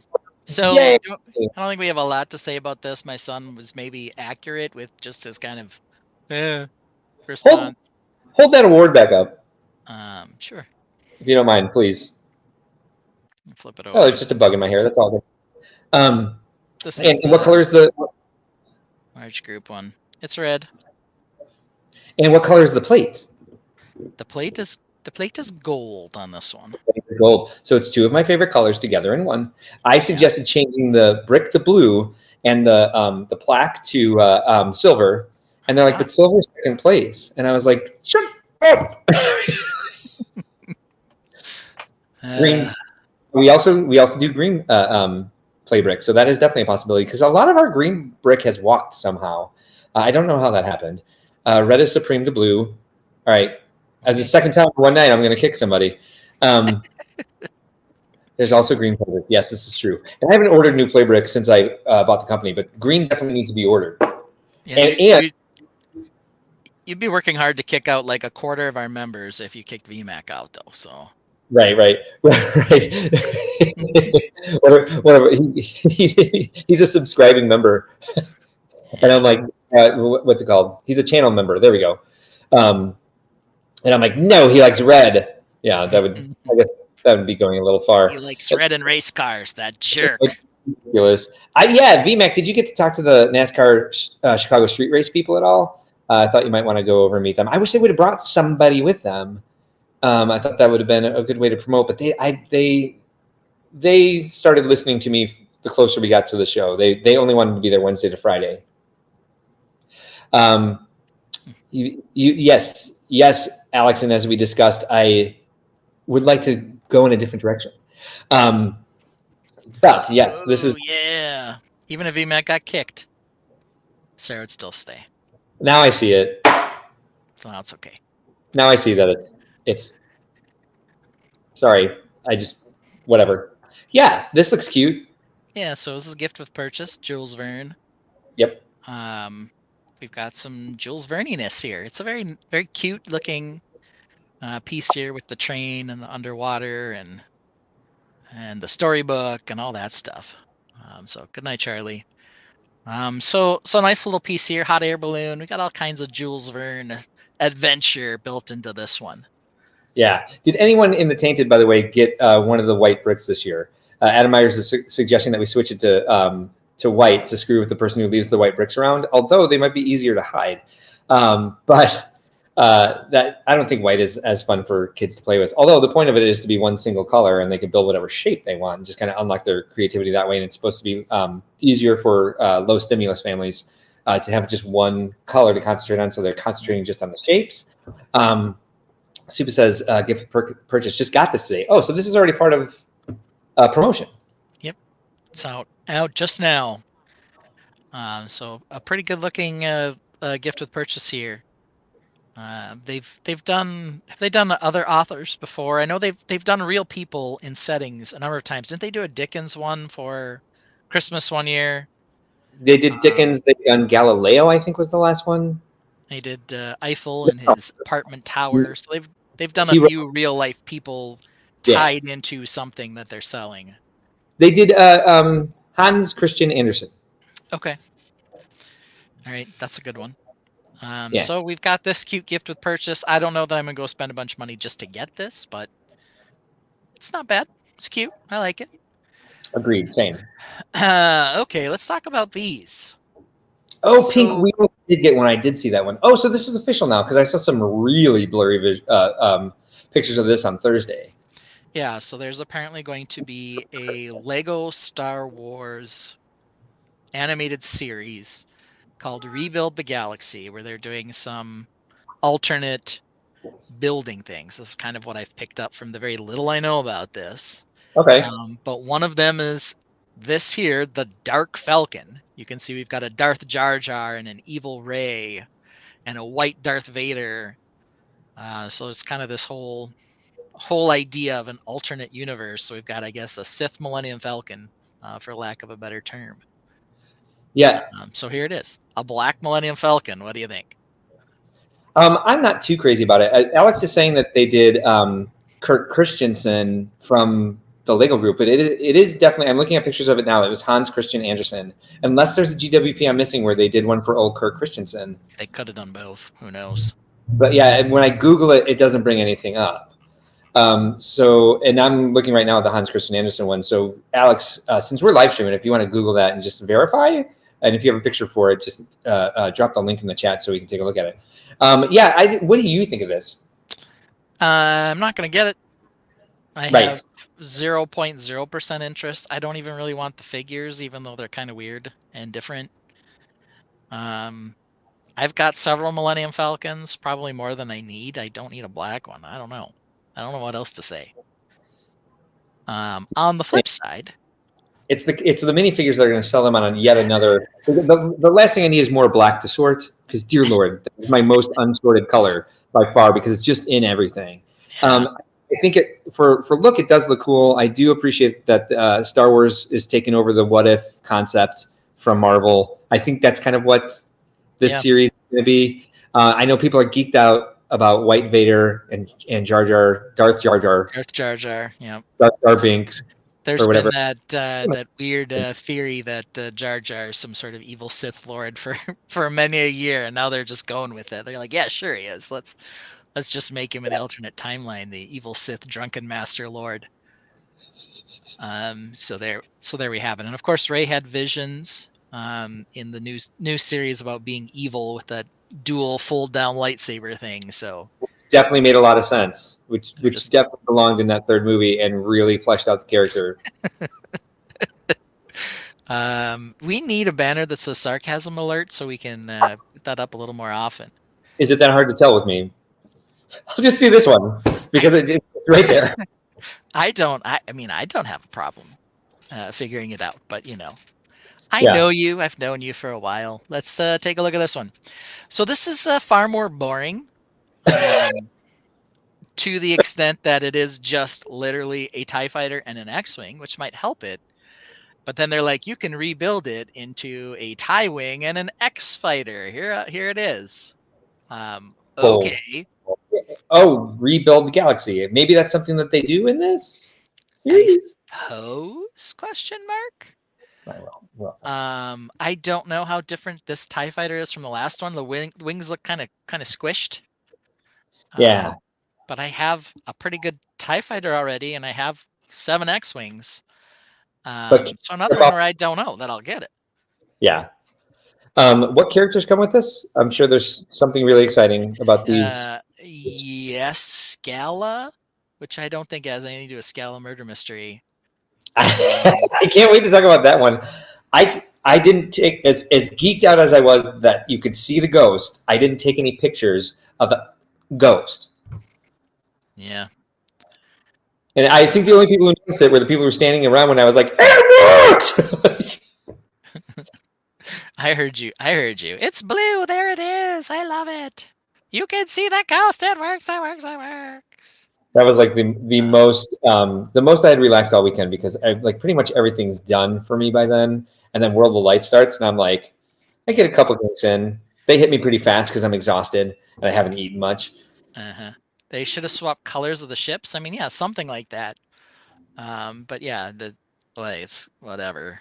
Let's see here. Realgar is just messing with you. Wait, there was a ghost in that dollhouse? I don't think he is actually. Well, maybe not. You've also got there's a L3GO and Jesse. It's not L-3GO. It's L3-GO. But still, we got a little Jesse. little elite speak there. Of course, the colors are red and yellow, so I'm not quite sure what L3GO is supposed to represent. Maybe it's L3G0, I guess. But even so, Lego apparently thinks they're very clever with their Lego droid. But yeah, that'll probably be the hottest collector of all of them is L3GO. I hate it. And then what else do we have? We have some Speed Champions cars. There's that one and that one. Okay, look at that. That's cool. It's cool. It's a NASCAR. It's got some cool colors. It's the NASCAR Next Gen Camaro. But that's all I gotta say about it. There's that one. Sorry, I do like that second one. I like the colors. I like it too, but it's that one and that one. So they have these. A lot of those colors might be stickers, so don't use the stickers. Yeah. This is one of those skip the stickers. Buy the car if it's the right price, but skip the stickers for sure. Hawk agrees. So here we go. It's an R Series astromech droid with an L Series designation. Don't you know? We can't have that. Cooper Copper Kayak is here. Nailed it. Met him in person. That was awesome. Wolf Shadow Mask Temple Dojo. Wolf Mask Dojo. Wolf Mask Shadow Dojo. I need it. Oh, okay. Never mind. I'm taking a note. Never mind. Yeah. So there we have it. There's the set news. Any of these sets really getting anyone excited? I seem to think we had some good reaction to the Bananthamum and some to the Plum Blossom. The rest of it, at least you and I thought we could skip, but who knows about other people. Yeah, sure. I do like the Bananthamum. I do like this plum tree, whatever. Plum Blossom. Plum. Oh, is that it? Plum Blossom? That was really, really hard for me to remember. Yeah. It's the Cherry Blossom's cousin. Plum Blossom. Makes sense. Yeah. Yeah, nice. All right. Well, what are we talking about next? Do you even know? Do I even know? What are we talking? Ben sucks. I'm excited about this one because I have tried to watch this stream so many times and I've never made it to the end. Like, it's just because there's been so much stuff getting in the way, like COVID and puppies and like people. Because the thing about my friend Marty, everybody has keys to his place, and so people are just showing up, and then I get stuck in like long conversations and like there's a gym downstairs and people are down there using the gym, and they're like, "Hey, I thought you were here. Yeah, Marty said the man has COVID." And like, so I can't wait to see this. At this moment, I only plan on buying Wave 2 of Animal Crossing for the rest of the year. Well, you don't even know what I'm planning to talk about, and you're still already suspecting that I don't even know what you think we're talking about here. I'm right. So I'm going to surprise you. Okay. So this is what happened at Brickworld this year. I got some of these nice little trophy thingies. This is the second thing that I thought it might be about. Okay. And they're lovely. I like them. Oh wait, I thought you were talking about something different that you were given. Never mind. Well, I'll let you these. Here, let's and just. and let me say, right? They're awesome. I love them. All of those things are true. But I didn't win a dang thing because I suck. And part of the reason I think I suck Like that. is because I figured that people who were voting or nominating these things simply didn't get at all what I was trying to convey with some of my mocks. And so, what happens when no one knows what it is you're trying to build or convey? I suspect the only reason that we have that problem is because we're missing lifestyle shots. If people saw the sets or my ideas in action, they would get it. And since I'm clearly the world's greatest and most handsome builder, they would just give me the awards. So, to correct this obvious oversight, and it is an obvious oversight, I had somebody very dear to me help me out, take some lifestyle shots so that maybe people would get what I was going for and actually accept. Now, to be fair, I only have 3 of them complete at this point because it takes a lot of money to get these lifestyle shots put together. Yeah. So let's We- see what we can start with here. We can't always have the international, like NASA, just invite us to the International Space Station for free Yeah, because they not every love our time. team. Not every Right. time, unfortunately. Right.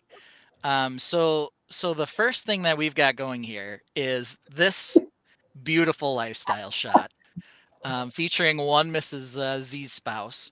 I thought that this set, this build was supposed to represent a classic Lego set. Yeah. Ignore some of the cropping issues that may be going on with this one, but Yeah. whatever. I thought maybe people didn't understand that this was like an idea, that this was a updated classic set. So Right. I took Z Spouse and I said, Z Spouse, come over here to this classic Lego castle background, which just happened to be right outside the hotel at Brickworld Chicago. And Yeah. let's take this picture of you showing that the horse can, clop up the little pathway here and into the house. And maybe if we have this beautiful background, people will get what I was going for, and then it'll get nominated and win Best Classic Set Redo, which is definitely a category at Brickworld. Well, you need to send me this so I can do the next disclaimer video. If you say so, I don't know. Yeah, I took a picture, so there's some chance that the AI in the camera did put a disclaimer on here, but I haven't looked hard enough yet. I'll get out my magnifying glass a little later. But there it is. Z's Spouse showing you that this thing should have been nominated for Best Classic Set Redo. Yeah, I will say it does. It definitely reminds me of the castle set boxes from the 80s, which unfortunately makes it look like your wife and this build are on sale. Open the box, Z Spouse and this castle are inside.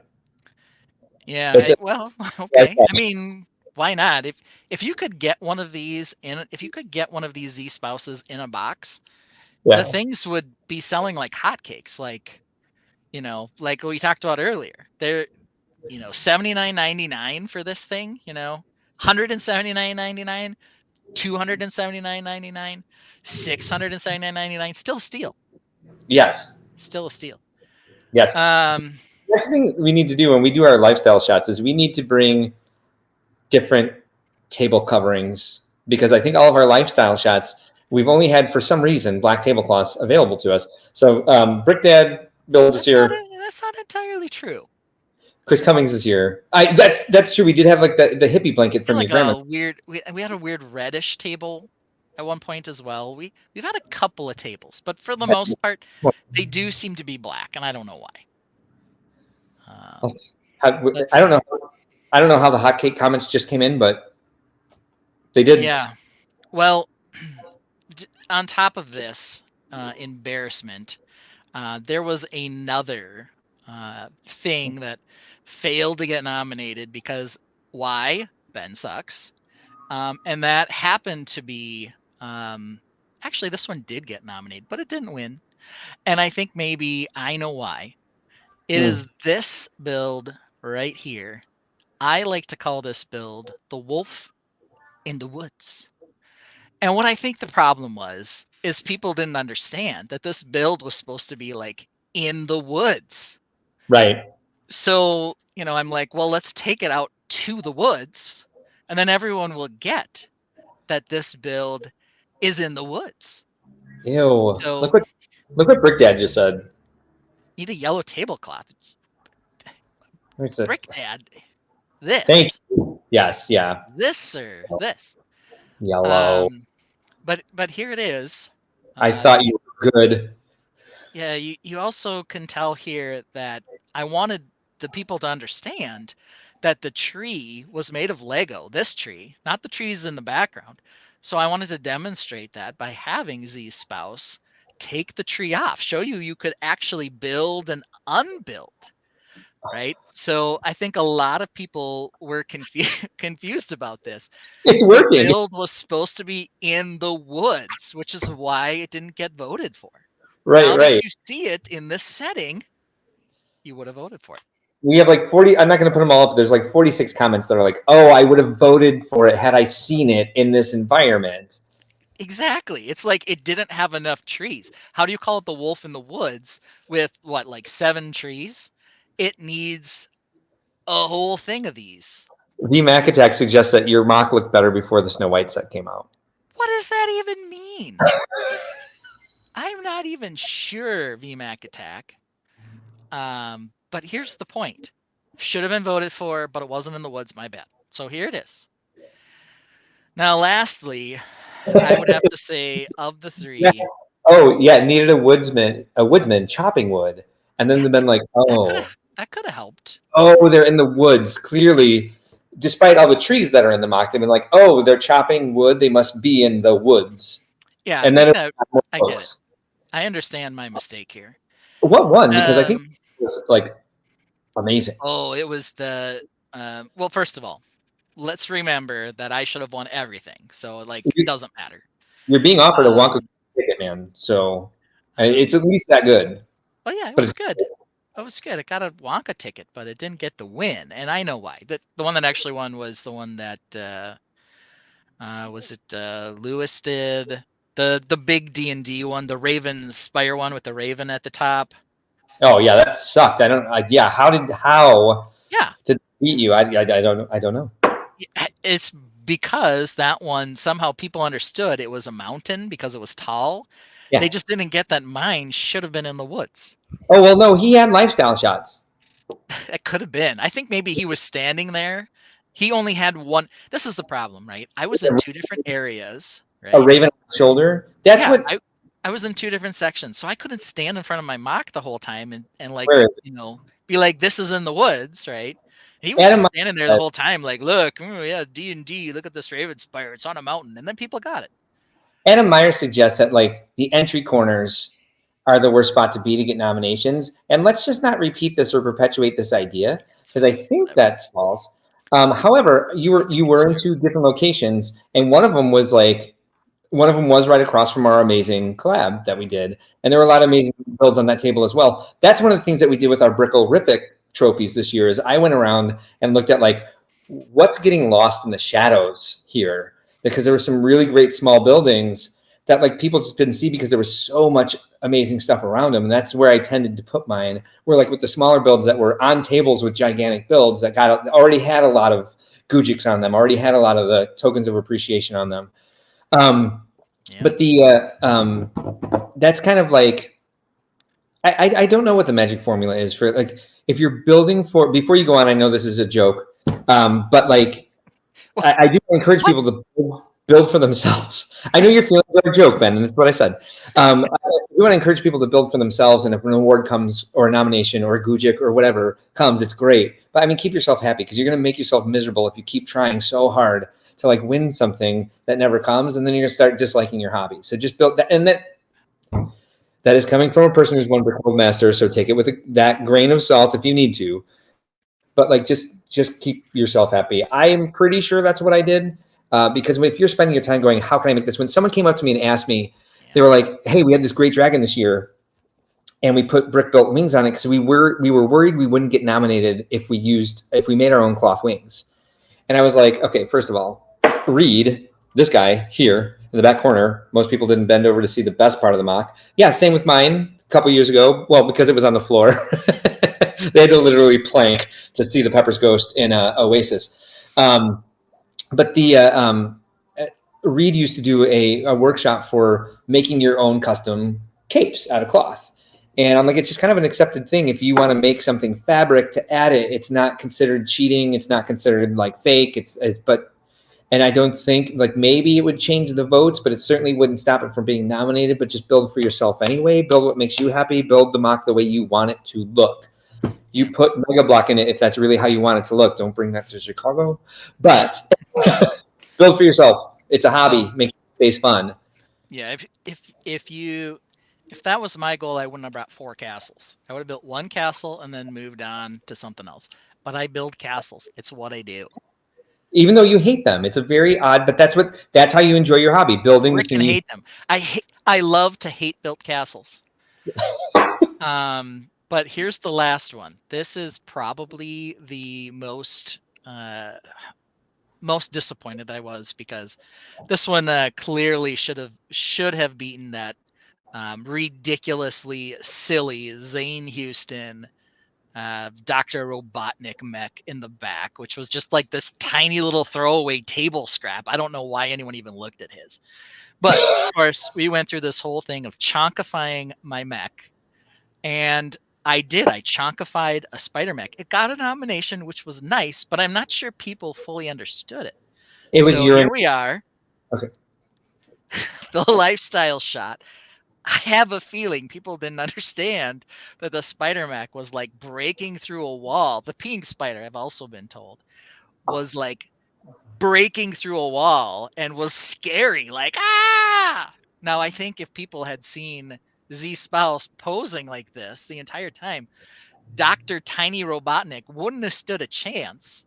Yeah, where was she? Everyone would have voted for this, right? Didn't she want you to win? Like, what was she doing? Parenting? Whatever.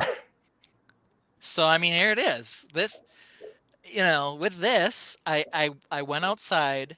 I'm sorry if I ruined your deposit at Schaumburg for doing this, but we took the spider mech and he Hulk smashed through a wall so I could get the shot.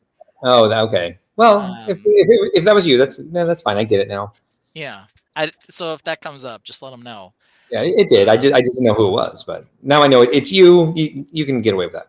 Yeah. So there it is. Only 3 lifestyle shots, but all of them show that I'm not very good at this without the lifestyle shots. I need the lifestyle shots. Here it is. Rielgar says, I get it. The peeing spider was breaking through a wall. You didn't get it until then, right? You're like, oh. He says, I get it. People scrap Robotnik mech. Let me tell you something about that Robotnik thing. It needed to be chonkified. It was not chonky enough.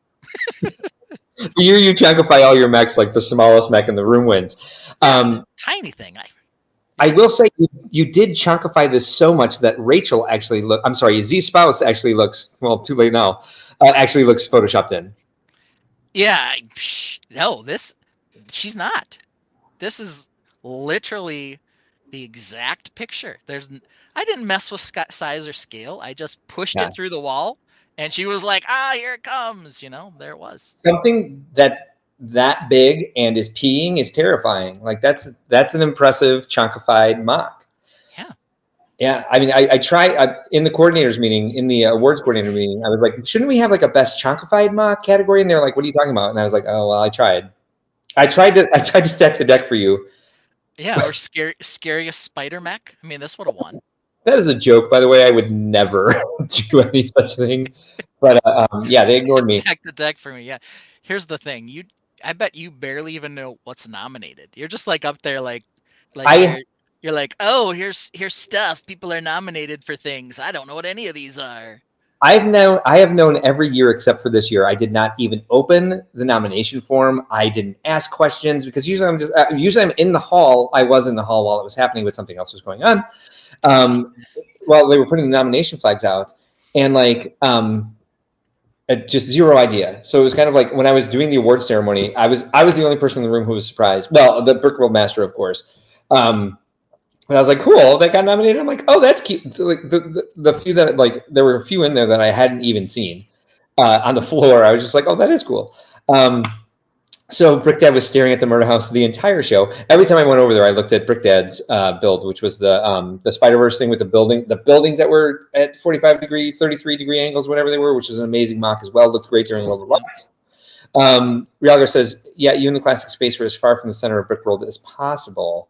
That's true. It was just one classic space thing, and that had already been there before. That was quite.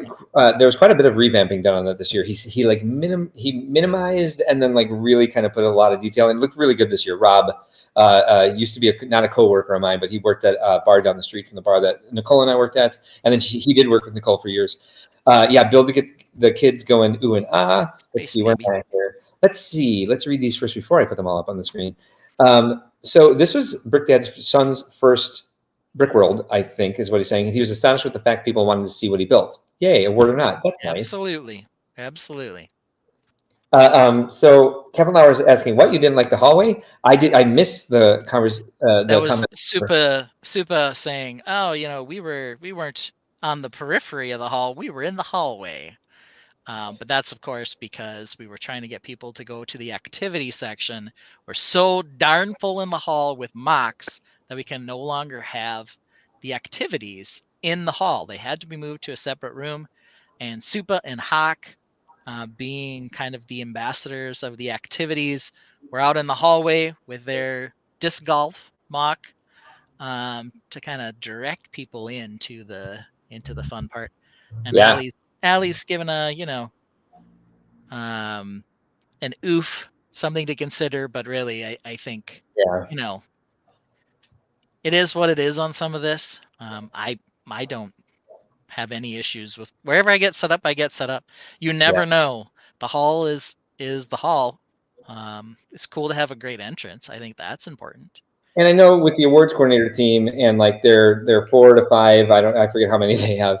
Volunteer judges that work with them. They're not like let's just skip these corners. They're very invested in looking at everything in their categories. Patrick Babier says, and correct me please if I'm wrong on the French pronunciation of your spelling. You might not be French, or your last name may be pronounced differently. My joy comes from the people's enjoyment when seeing what I brought to display, which is awesome. Monica Berry says, do you remember what Pat brought? That was the Wonka display. He was in Twin Lug, was way over on the other side of the hall from me. Yep, it was the Wonka stuff. You have pictures of that. Really cool. Yep.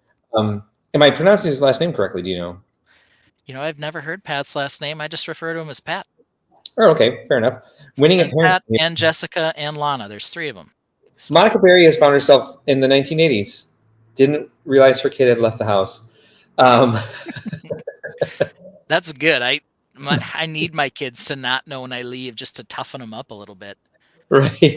Miles has weird abandonment issues. This was kind of fun. This year in the hall, I left him at the table playing Switch or hanging out with some of the other kids similar in age to him without him freaking out. But like, I've told this story before. When I went the other day at soccer to pick him up, I watched the entire game with him. I was on the bench or on the sidelines the whole time. Then my wife and I had both driven. She had to go somewhere. So my daughter ran to the parking lot with her, but didn't want to go with her. So I was like, okay, I got to go to the car too, so that I can let my other child in and pull the car around.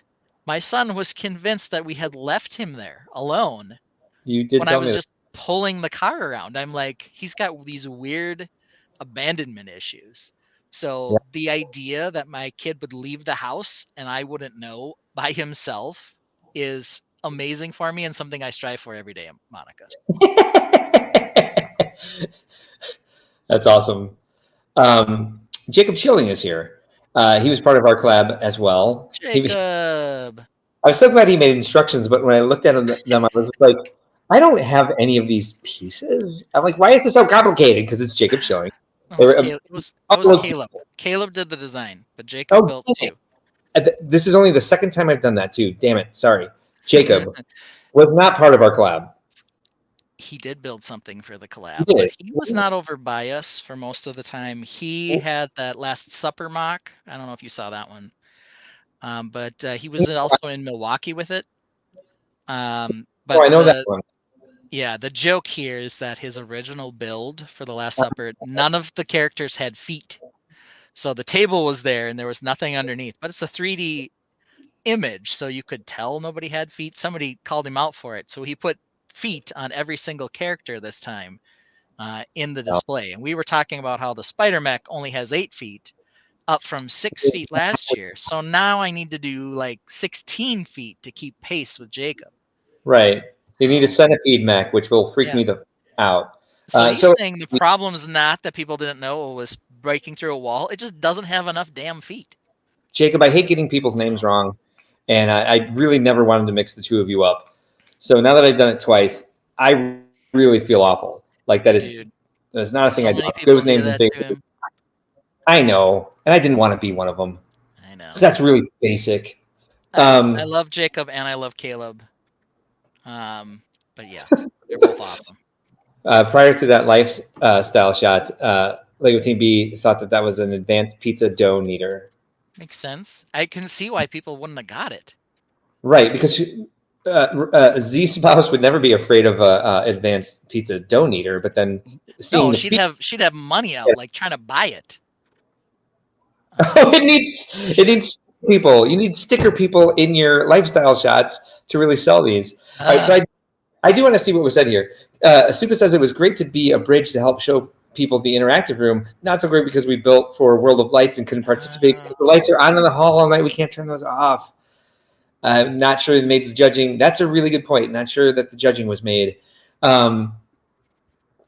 Yeah, oops. Most peeing mock could win for that. Jacob's being kind to you, saying everyone does it, but I know, but I didn't want to be one of those people. I didn't want to be everyone. That's okay. You got me here to help you out. Sweet. It was giving up hall space so that we can get more displays into the hall, and their stuff was just out in the hallway all weekend. There was a problem with theft this year. We'll get to that. And their stuff was just exposed all weekend. Willy Wonka stuff was awesome. Made me think of Turner. Oh, don't kill me. Turner Howell. Very young AFOL that we lost. I think it was pre-COVID. Everything's blurring together. Yeah, that was awful. Sorry. The hallway should be for non-judging mocks and volunteer.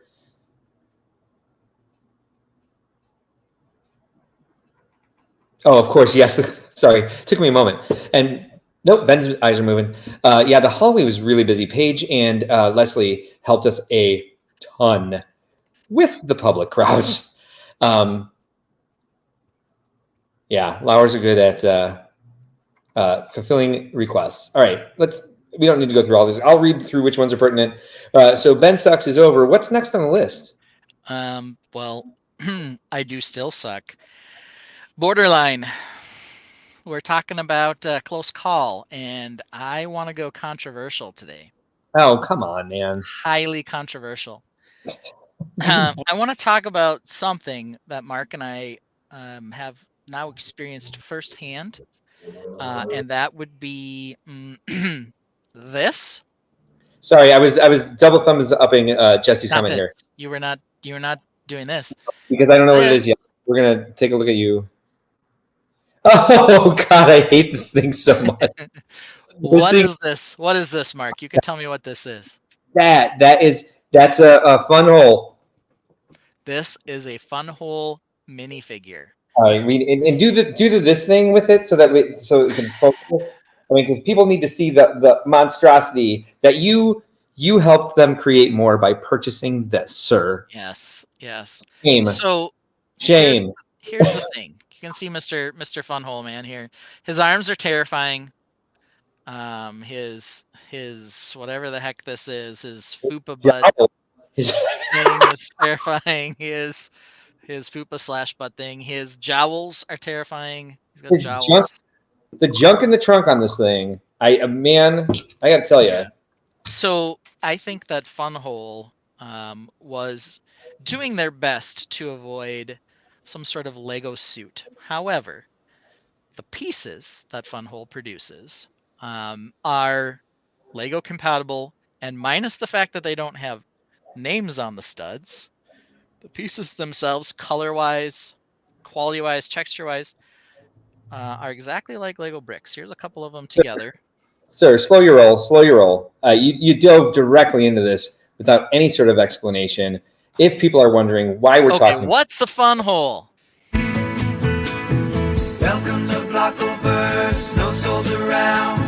Cheap sights and sounds, no life to be found. Photoshop toys on twin Siamese. Fathers and sons making IEDs. Welcome to the Blockleverse, everyone is checked.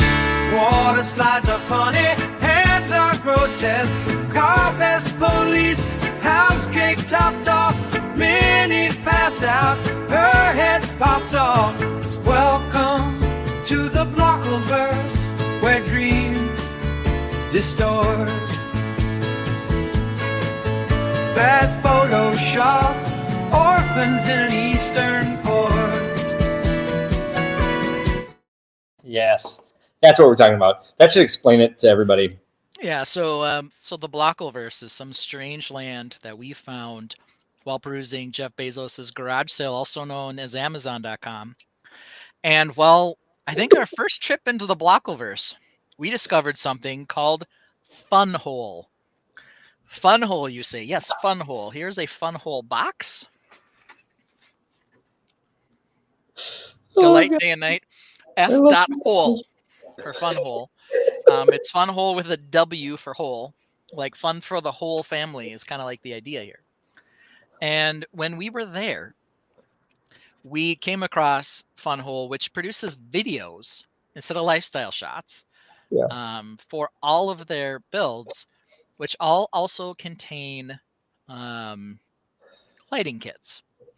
And so when the Blockleverse was coming around for our 50th anniversary, for our 50th episode, we were doing something for every single kind of general fun topic that we've done throughout our first 50 episodes. And one of them was Blockleverse. So I decided to get a Funhole set as they were on sale. And of all of the sets that were out there, it was the one I felt the least guilty about buying for two reasons. One, first of all, they weren't ripping off any Lego sets directly. And two, they had the, you know, goofy minifigs that we just had to know. You know, before I think we were obsessed with their crazy jowl faces. Turns out their arms are far more terrifying, as is their fupa butts.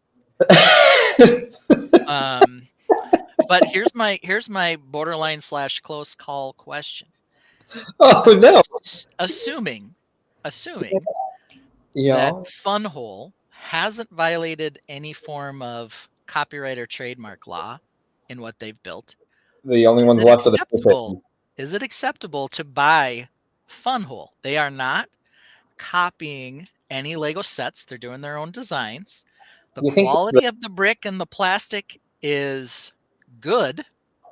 The colors basically match Lego. Sure. Are they doing something morally or ethically or whatever wrong if they're not actually violating a law that would say you can't buy them? Third time tonight I've been tempted to kick somebody from the stream. Me? Yes, sir. Do you think this? Sorry. So you think this is a close call? I am hard. I am on the side. I am on no. Okay. Tell me why. Do you? Is it because you believe it is violating a law specifically, or is there something else? I want to know. So this is like having a conversation with my husband, who, by the way, couldn't recognize me in my Brickworld disguise, but you did in like 2 seconds. So like my AFOL community husband now is also a compliance attorney. Well, in compliance. Yeah, for me, you're going to make an argument that it's legal and there's nothing wrong with it, but just like ethically, deep down, I feel like I'm a hardcore like Lego purist. I don't use a lot of third-party pieces, even with the glaring exception. If I'm going to buy the living shit out of those stained glass windows from K-Town Bricks. Those things are amazing. You know, and that's not to rip on any of our vendors either, because there's Eclipse Graphics has a lot of really cool stuff. Citizen Brick has a lot of the Tidy Whitey's legs I love so much. A lot of our vendors are amazing, and they make really great parts. I don't really go directly to find them. If I see something cool, I need it. Yes. I am very much like a Lego purist, like a Lego fanboy. Like I'm definitely Lego's bitch. Like and they support a lot. They support the show a lot too. So there's the business side for me. If you're going to talk about legal, business side for me is I'm not going to be like Brickworld featuring it's a fun whole fan convention. What would that be? Fun hole for the whole family. I don't know. So Yeah. we can be AFAFOs, which are adult fans of Fun Hole, which isn't even the acronym for Fun Hole. FO is the acronym as Realgar or VMAC Attack, one of the two of them. Yeah, it was Realgar. Points out FO actually is an acronym already for something else. Yep. And someone go away apparently. Yes. Please so anyway. immediately. Yes. So not a close call for me by any stretch of the imagination. I am way back, and I am at my own goal line with this one. Okay. Well, I mean, Monica asks if they aren't copying Lego, are they copying Mox? It does not I appear don't so. believe so. I have It not does not appear to heard be. that criticism levied specifically against them. I will say that the parts, there are a couple of parts. Yes. Funhole versus Lego, our next mock trial. There are a few parts that Funhole produces that Lego does not, but the parts that are similar are essentially exact. So is there a trademark issue here? There's not a patent issue. I know that much. Is there a trademark or some other issue? I don't know, because when I get Mega Blocks, which is a rare feat. My son was into Halo Mega Blocks for a little while. Those parts feel different. They look a little different. They aren't having children this close to actual Lego as Funhole is, now that I've learned actually having some. No, having children is the gateway to clone brands. It is a problem. Do not recommend. I love. Don't recommend children or clone brands. Having children. Super says Funhole play well. Realgar spelled this out for me, as I said, an afafo. And I love Afafo. Yeah, afafo. Yes. Whole set of windows. I cleaned them out because I bought Ben several things to be like, I think you'll like this because I appreciate him being the live stream co-host and we pay him nothing. We have an agreement to give him, like, once we are monetized, to give him a percentage. I haven't told him a percentage yet. But one of the things I did is I bought out all those Falcon windows from K-Town Bricks. And I'm wondering I'm kind of wondering what you did with the other stuff. How much you kept, how much you gave away. Not to put you on the spot. Yeah, I haven't given him I have most of it still. But I have some ideas for what I'm going to use for him. The cops are coming again. Mark, I have the same feeling. Adult fan of Funhole, let's agree to never say that again. Hey, I don't know that if I'm a fan or not. I think that's why I'm having this close call discussion is, is it okay if there's no law being violated? And that's the question.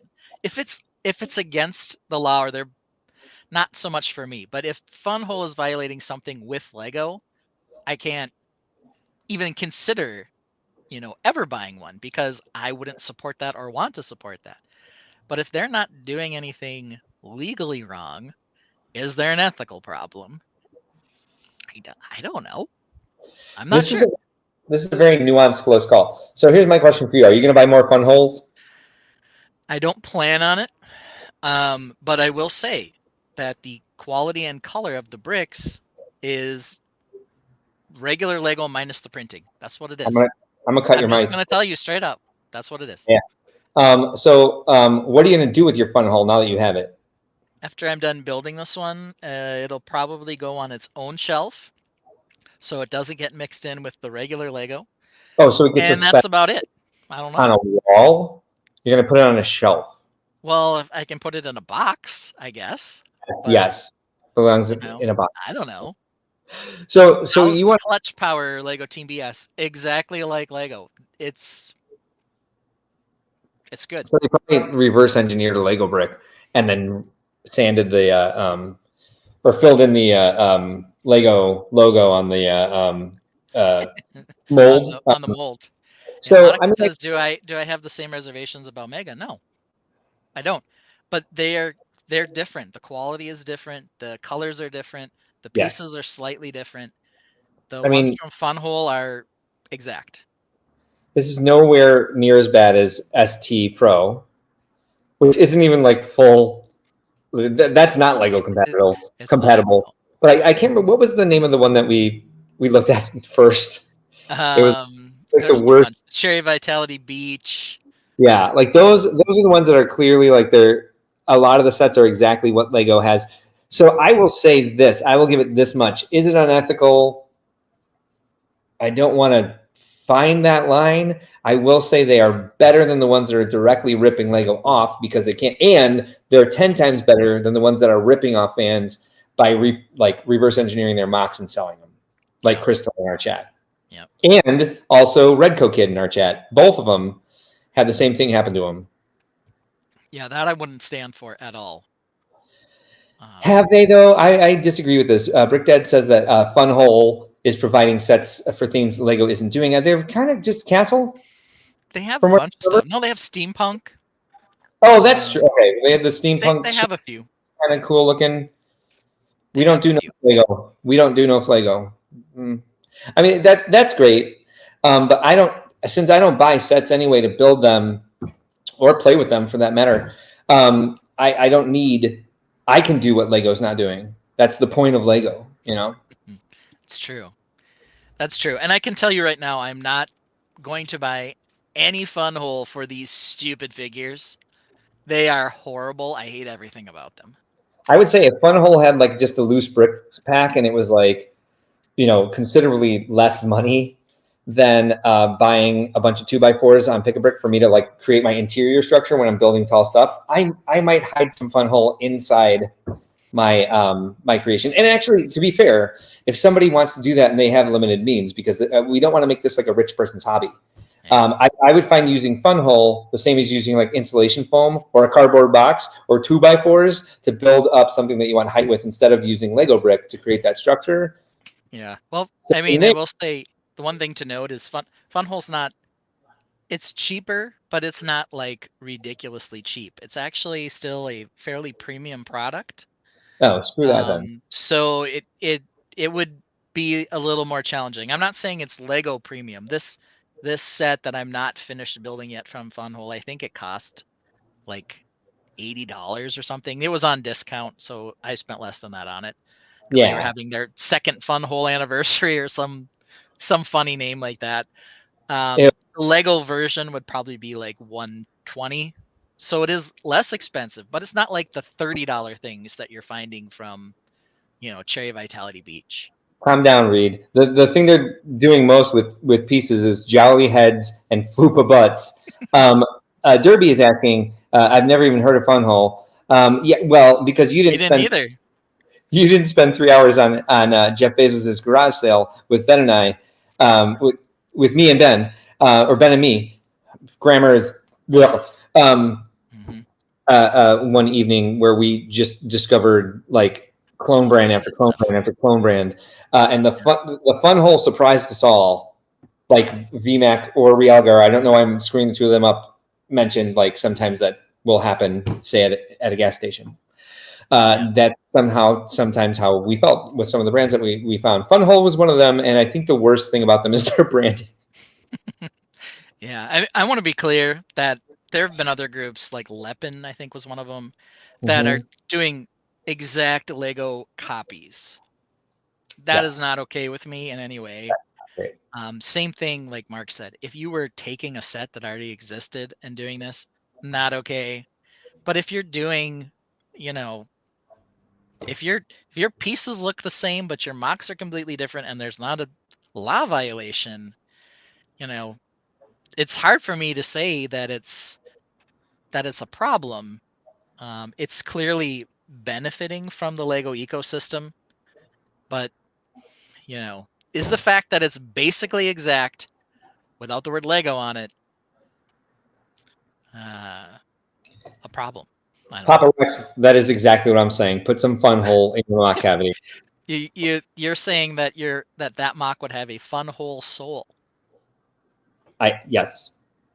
A fun hole heart. A fun. I won't. Sorry. Yeah. Lepin got sued. Yeah, I mean Lepin was, you can get away for a long time in certain countries. Is this true? with this kind of stuff? So Is this a real thing? Yes, I because don't it's know. We should maybe find that out. yeah. I have some contact with some YouTube influencers now. I should ask them their experience with their fun holes. Can't help myself. Lepin Star Wars. So that's how they spelled Star Wars to try to stay off the radars, making the A and N. Yeah, that really worked. We can do that on Lego Crimes. We could do a Lepin deep dive. Wow. All right, cool. So you know what you don't have on your list that I would like to do is A, take a bathroom break. B, what we did last year where we kind of went over some of the video and Yeah. Okay. We can do that. There's, we do have a rant before we get into that, because last year you went over some of the various things and imbibed. I'm imbibing. Yeah. Yeah, you're like on your 5th thing of whiskey. But I'm you got excited about three. a lot of mocks through there, which was fun. Yeah, it's always fun when I imbibe on the live stream. Yes, sometimes Yeah. it is. That show actually was kind of fun, but Sometimes it's really not. There's some I don't want to encourage it though. Yeah, same here. All right, so you want to do bathroom break, rant? I can rant at Brickworld, or Actually, you want to rant first? All right, I can rant first, sure, absolutely. You can go first, but I would like to get the rants done first before I use the bathroom. awesome. Or I can go first. Either one of us can go first. I don't care. No. So on the Friday Brickworld live stream that we tried to do, my children ranted about me quite a bit, but you couldn't hear them for any number of reasons. So I invited my daughter Mara to recap her rant in a version we could actually hear, because I thought it was appropriate that she wanted to complain about my orange ships. Mark says, this is what I thought we were doing with the old Ben Sucks section. Well, it is kind of combined in there. Here we go. Let's listen to the best rant we've ever had on our stream on the rant section. Mara complaining about orange spaceships. Here we go. So, about his orange ship, he takes way too much time, and he takes way too much time on them, and then he's like, I'm like, come down, and he's like, I'm working on a different build, but it's like sitting there, and I'm like, why am I working on that? And he's like, oh, I'm working on that, this, and I'll do that later, and they don't have different size ranges, which they should, and they they all have computers in them. Like, it's disgusting. Only some of them need computers. Not only one had a computer. No, plenty of them do. You know that. And his beard. His beard is weird. The weird beard. What does that have to do with orange ships? Your favorite color is orange, but you dye your beard orange. Dye my beard orange. Yes, you do. I bet you would, not that you do. All right. Well, there we have it. My sweet little daughter Mara does not like my orange ships because they have too many computers in them. They don't have a change in size. They're orange. I spend too much time working on them. And sometimes you just don't do them and be like you're working on them. Yeah. And your beard. And my beard. And your mustache. I'll get back in the photo so everyone can see. Ugh. All right. It should be more like one of those French ones that is in the movies, like squirrels. Like a little villain mustache? Yes, you need that. Okay. Well, thank you, Mara. Thanks for the rant. Or you just need Good one job. little hair. So there we have it. Mara throwing down. Wants me to dye my beard orange and grow a French villain mustache. And just doesn't like anything about them. They're all the same size. There's too many computers in them. It's genius. Just a number of problems. Yeah. So that's a good rant. I'm not even sure I can argue with anything that she said. It's going to be hard to follow that up, actually. It may be the best rant we've ever had on the show, like by far. Yeah. That was the Brick Dad mustache that you insinuated on your face. And so one, I really like to see just one little hair on your face. And so my ex, who was actually the first winner of the Brickworld Master Award, hated the fact that I have one rogue hair that grows right here. And like I don't remember to shave it. So sometimes it goes from here to here. And he'd be like, will you shave that one hair? Shave your one hair. And I'm like, I'll get to it. If I even trim my beard even a little bit, the kids are like, you look weird. The fact that they want me to have she wants me to have one hair is kind of disturbing. But yeah. Did she say one big hair though? It was just or one hair. Get a villain mustache or one hair. I don't know. Yeah. It's a thing. I'm leaning towards villain mustache. It showed up. That's the award you may finally win. Is Ben Sucks. The Ben Sucks award. I'm really good at that. One long curly hair. Maybe maybe she meant like the very thin Brick Dad builds mustache. Could be. Yeah, we can work on that. Yeah, I think so. My disguise for next year, since it's for reasons we won't discuss, my cover got blown real hard. Wait, no, I didn't use that term, but my cover got blown. I want to be clear. A lot of people. I didn't blow your cover. It was just blown. Okay. So a lot of people figured out the disguise. You unfortunately had to be in the hall for an extended period of time with the disguise on. That's what happened. We got some feedback about what happened during that time. And it turns out the person who was giving the feedback thought I was a plainclothes police officer. So it fooled some still, but a lot of people were like, oh. And a lot of people it didn't fool at all, like you. And a lot of people weren't fooled at all. There were first people like, hey, Mark. And I was like, oh, shit. I fooled my own husband, so I knew I was on at least to something where I'd have more time to myself wearing it, but I have to do better next year. And I think you can wear it around the house and not be recognized. Just don't wear it on the live stream. People hitting like the ADT panel, like there's an intruder. VMAC, I think since you're like a family man, I only wear the disguise when I can be in the hall and try to enjoy my time with other people, and that usually probably happens after the kids' bedtime. Like it was usually like 11 p.m. or later when I would go up and put that on and try to go see the mocks in the hall. Please. I think we should just actually grow our mustaches to look like the French villain mustache, as my daughter calls it. Yeah, but then I really wouldn't be able to be in disguise at all. Shave it off. That would be the disguise. I do know, because my first major in college was theater. I do know how to make a prosthetic beard with latex and fake human hair. All right. Yeah, fun times. Everyone's in for some crazy stashness.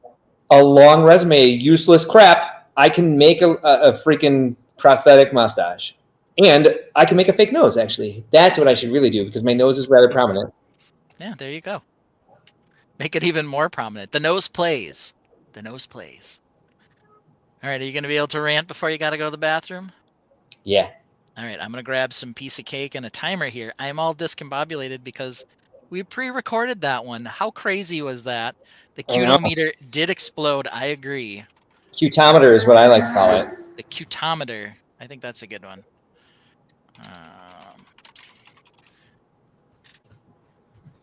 Okay.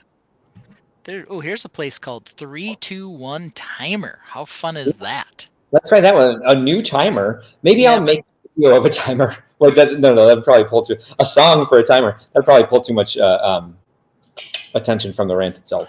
Yeah, that's okay. All right. Well, let's get some piece of cake going here. All right. Bring up our timer here. I gotta present.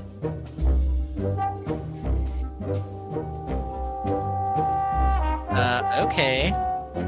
Very Here we loud. go. And go. In the volume of this game.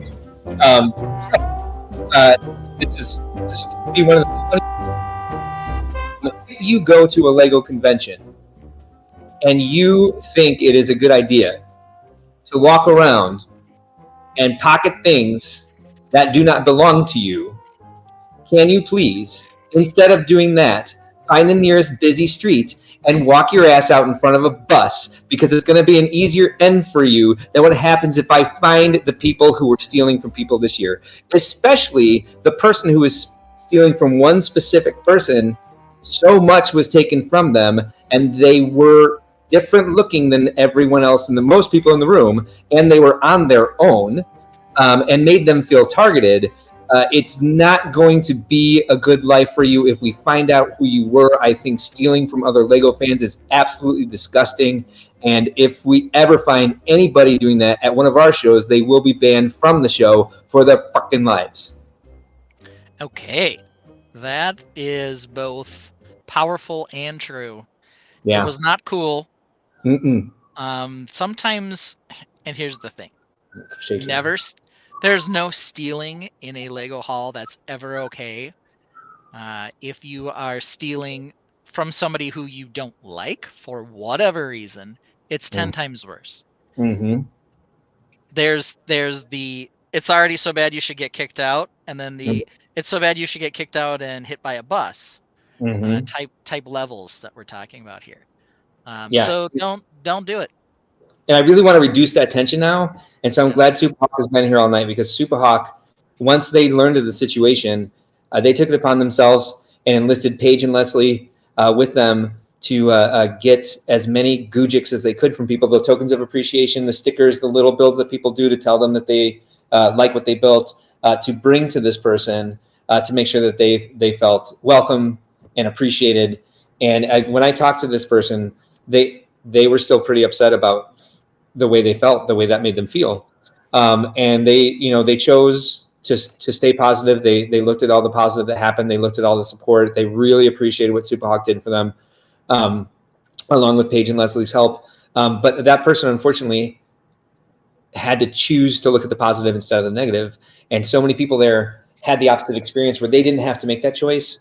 And when it's someone like this person, they have to make that choice all the time. And for them to have to make that choice at Brickworld is really aggravating for me. And that's why I love people like Superhawk, who try to take that situation and do the best and be their best and show the best of the Lego community. And so it gave us an opportunity to see that. And I think that's beautiful. It's unfortunate it happened in the first place, but I will never be able to tell Superhawk, along with Paige and Leslie, how much it means to me that they put that effort in. They were so thoughtful. They put the effort in. They made it important, and they tried to get that positive energy, give that person more positive things, because apparently there were a lot of positive things that happened for that person after this all started happening. But I learned this weekend it's not the first time that's happened to a minority at Brickworld, and so this is something that we need volunteers for an AFOL neighborhood watch, just to kind of keep an eye on those of us that we want to make feel welcome, those of us that we want to protect from this sort of thing. Just kind of, if they're not around, keep an eye on their displays and really watch for behavior, which people were taking on themselves, which had some unintentionally hilarious results, where people were public day attendees, but they were actual like AFOLs who didn't want to like register for the whole week, like may not have the means to register for the whole week and stay at the hotel and stuff. So they were visiting friends, and they were getting Gujiks, and they were getting this and that, and they were dropping things on people's tables, but they didn't have badges, and they had backpacks. And one of our very tenacious, a huge ally of the LGBT, the Gayfols, just someone who's been an amazing AFOL for a long time and really welcoming to all, got really protective of this person who had their stuff stolen and kind of dragged them over to security. And there were these 4 sweet, like LGBTQ plus teenagers who were like, well, we come here every year and we're friends with these people and these people. They had this cup of things that they had been like accused over. And they were like, we got this from like, they had an explanation for every one of them. We knew the people they were talking to. We knew that they were the same stuff. And it was like, and they were like, we don't know why this happened. And I explained to them the situation and it really diffused it for them. We're like, oh, okay, well, that makes a difference because we thought this person had lost their mind. I'm like, no, she's very sweet. Sorry, this was your experience, but we're trying to think of this other person's experience who has been much worse than one person accusing them of stealing. And so, we have to be careful about how we do this neighborhood watch. But that's definitely what I'm asking for next year is people to be cognizant of this situation and really try to do our best to make sure nothing like that happens. And even just having a presence in that area and just having knowledge that we're looking at this and that there is going to be people watching will hopefully curb this behavior, this disgusting, deplorable behavior from occurring at our show. And with that, I'm going to go pee, just like that spider mech. But there's been a lot of comments, so if you want to start going over those, I'm not afraid of keeping this conversation going. I'd love to hear what people think about it. Be right back. Yeah, it was not fun. Mark didn't ask me to, and he never would ask me to do anything. But when I saw the post of who the particular person was, I reached out as well just to say, sorry that something that didn't represent our community in particular was being used or targeted, or you were or felt targeted at our event or at Brickworld's event. I don't even consider it our event. You'll see I technically got a little coordinator badge from Mark for being the live stream coordinator, but the only thing I coordinate is this stream, obviously. But my name wasn't even in the program. Not that it needed to be. It's probably better that it wasn't, quite honestly. But I felt the need, even as just being affiliated with the Brickworld live stream, to reach out to this person and say, Jace, I'm sorry that happened. I would have loved to have met you personally. I don't think I ever saw this person there. Not that I would have necessarily run into them and just had a chance encounter or whatever. But now I feel an urge to meet them and demonstrate that we don't all act like that, or we don't all support whoever it is who act like that. It was ridiculous. And so there were some questions out there. VMAX said,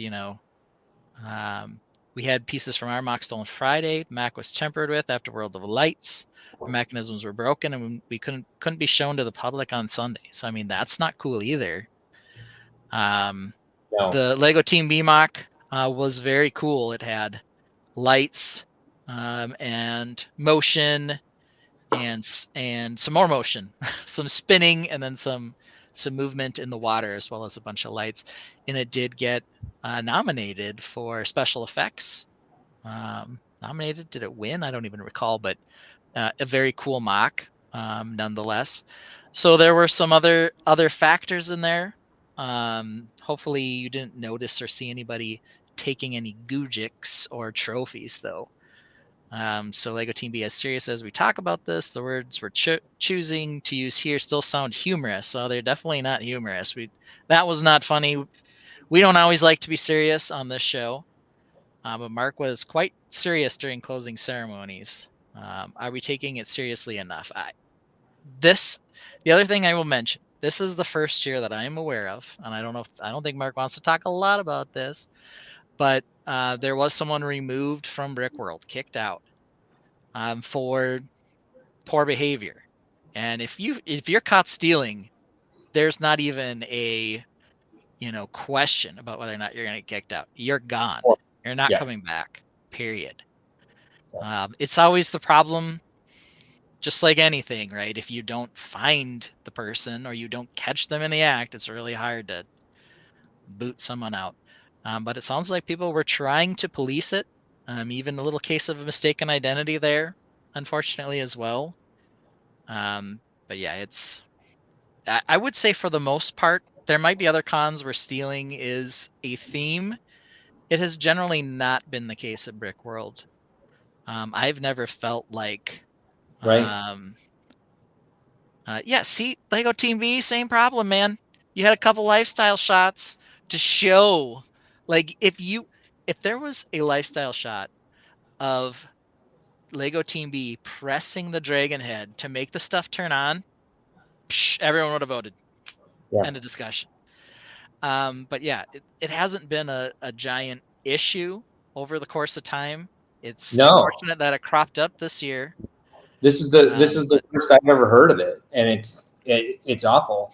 And like, I mean, maybe I made a joke about it during closing ceremonies. I think I offered a free rare Lego set to the person. Yeah, just raise your hand. Just let me know who you are. If you're the person who took these off this person's display, I've got a free set for you. It's something like that. But I think I was pretty clear that I would single-handedly strangle this person to death. Aggressive. Yeah, and I do tend maybe to a fault. I attach humor to situations to keep tension out of things. But and also I was exhausted as all hell at that point too. And we want that to go so quickly that we had kind of sparse slides. So I told them to just have the slides say policies. Anyway, I'm not going to defend myself on this one too much because it's more about the community than it is about like, did I do it right? Because we will do it right because our hearts are in the right place. And we've got 51 weeks to figure out exactly how to address this situation. But I like this. I mean, for one thing, I will say this. I don't think the hall needs to be open 24/7. Like that was a what do they call, that was a benefit, that was a perk that wasn't really necessary. I think it's something that the coordinators like to have, and the coordinators have people that they know that they would like to have down there with them to get their work done throughout the night, because the awards coordinators are there from midnight until 5, 2 nights a week, 2 nights of the week. But it doesn't need to be anybody who with a badge can walk in, because we realize now 1,900 people, you can't trust all of them. We can't know more than any more than like a third of them at the very most. So it's something that we're going to change next year, and the hall will not be open 24/7 to anyone with a badge. It will close at midnight and open at 7 a.m. And the coordinators can be in there and working, but if anybody is insisting on being in there, our armed security officers will be at the door to stop anyone from coming in who is not authorized by us. Oh, Suzanne Keano is here. She says, I love how seriously you actually are taking this. Thank you. All the Lego folks are so kind. It's awful that someone purposely targeted someone and violated everyone's trust. That's kind of what we're assuming now that we have like other data that shows us, seriously. Other data that kind of seems to indicate this, and what a disgusting thing to do. Yeah. And again, I think if we all give hey, look at this. Bricks O'Brien is here. Good to see you. That's who took over for you after you stopped hosting Reed's Live. I know. I was crazy. They're like, we're going to talk about the Hinkle book. I'm like, I guess I can finally step out. I don't even remember what I went to do, but it was fun. Miles Turner, a Lego fan, came through the hall as well. My son was disappointed he didn't meet him. Miles Turner is, for anyone who doesn't know, an NBA player. So he stuck out a little bit because he was very tall. He is. Is he still an Indiana Pacer? He's a center. Center for the Indiana Pacers. My son, we went when I like several years ago when my son was smaller. We went to a Timberwolves Pacers game because they used to basically hand out Timberwolves tickets because they were so terrible. And the first game I took him to was Pacers Timberwolves. And so when we went home to play, he was excited that there was a player that shared his same first name. So he would assign me a player on the Timberwolves, and he would be Miles Turner. And he would try to, dunk on me and do all the cool stuff. So he was disappointed he didn't spot Miles Turner. But Miles is a well-known Lego fan, so he wasn't just there for the clout. But he rolled in and I think enjoyed the show. He was definitely there to like be himself and have fun. And he took a lot of selfies with people. He was very gracious with that sort of thing. Yeah. And I'm sure there are other sports fans out there that I recall hearing Dwight Howard was a big fan of Lego. Rodrigo Blankenship was almost there this year. Okay. So there are a number. I don't know that any of them are Funhole fans. I doubt it. But Well, who knows? I will say, just to transition completely out of this topic, I know we were gently doing so, but before we just like leave the entire theft thing behind, since they're still here, I would appreciate it if y'all can drop a thank you to Superhawk and Paige There in the were a chat. number of those. Yeah, Paige, of course, deflected and said it was all Superhawk, but thanks to everybody who was willing to do it. So here this was. But we did get some hearts and some smileys and some other things for Supa and Hawk. So there's much more than that. David Beckham is. Okay. Cool. Well, we'll call David Beckham, get him on over. Apparently, Miles used his first NBA check for the UCS Falcon. There you go. Which is the size of a coffee table. I bought that. I'm like, there's no way I can even build this. Yep, they're coming in. Oh, W's, drop a W in the chat. That's what we're supposed to do. The W in the chat. Indeed. So anyway, and I was telling everybody, this was a mild call out to Mark. I got a coordinator badge sticker, but I didn't get the special colored lanyard. You missed a lot of stuff. So you were kind of. Go ahead. Well, if you're kicking people out at midnight, now I'm gonna have to get the special colored lanyard. Yes. And actually try to make it into the program. Yeah, and there's a lot going on. As the live stream coordinator or whatever the hell we're gonna pretend I am. I say we've got a lot a lot going on still. Like with Influencer Alley, there was a lot still going on with the influencers at that point. But we've got the Hawk, Bricks O'Brien, and ACOB, who was here earlier, along with these Bricks, all on that team. And hopefully they can help manage who's supposed to be there, who's not supposed to be there. Yeah. They could give me an official job after midnight. So Beth, on the coordinator list today. Yeah, I know. And we have to talk to Stud Sidious because so many people wanted us to sell that at the show. So we've got to talk about the way to purchase that design from him so that we can produce the shirts and then send him and make a contract with him for proceeds because people really love that shirt. And I love that he just did that he did that watching ACOB and me being a frequent guest on ACOB. I don't know. I don't know how often I'll be in the future. I always tend to have do this a little bit too much on their stream because I'm like, I don't have to press any buttons or hit any. I don't know that they're always happy that they have me by, but just him appreciating the community and appreciating us. Want to make sure that he's totally okay with any way we would do that, and let him kind of drive that. But people love that shirt. That's okay, Akai Lego Man. It's not necessary. I was just giving Mark a little crap. So he's on there for the perks, so that he gets the coordinator gift and he gets everything else the coordinators get. But he's not at the show. He's been, so he can show I'm Ben and hang out with our friends and be there with his family, and they nobody's gonna bug him about anything because that's the thing. You'll need to, if you're wearing the lanyard during the day, people will be like, oh, there's someone I can ask any question I have. Yeah. So. Yeah. I'm gonna start feeling too affiliated to Brickworld. We don't want that. But that's okay. It does. If you have that color lanyard, you're also no longer allowed to go to Brickfest Live, and I still go every year. No, I don't. I never go. So I gotta watch out for that too. So hey, Lou. Is that the? That is the Lou. Lou stopped by and talked to me briefly on Sunday. Yeah. This is Lou from the comedy show, so thank you, Lou. I'm glad you enjoyed the convention, and I hope you'll be back next year, Mark. No, I assume so. Actually, I want to have a follow-up meeting with Lou about how this year went. Awesome. So yeah, we've got a lot of meetings set up this year, but that's kind of I said this, I think, on someone's live stream.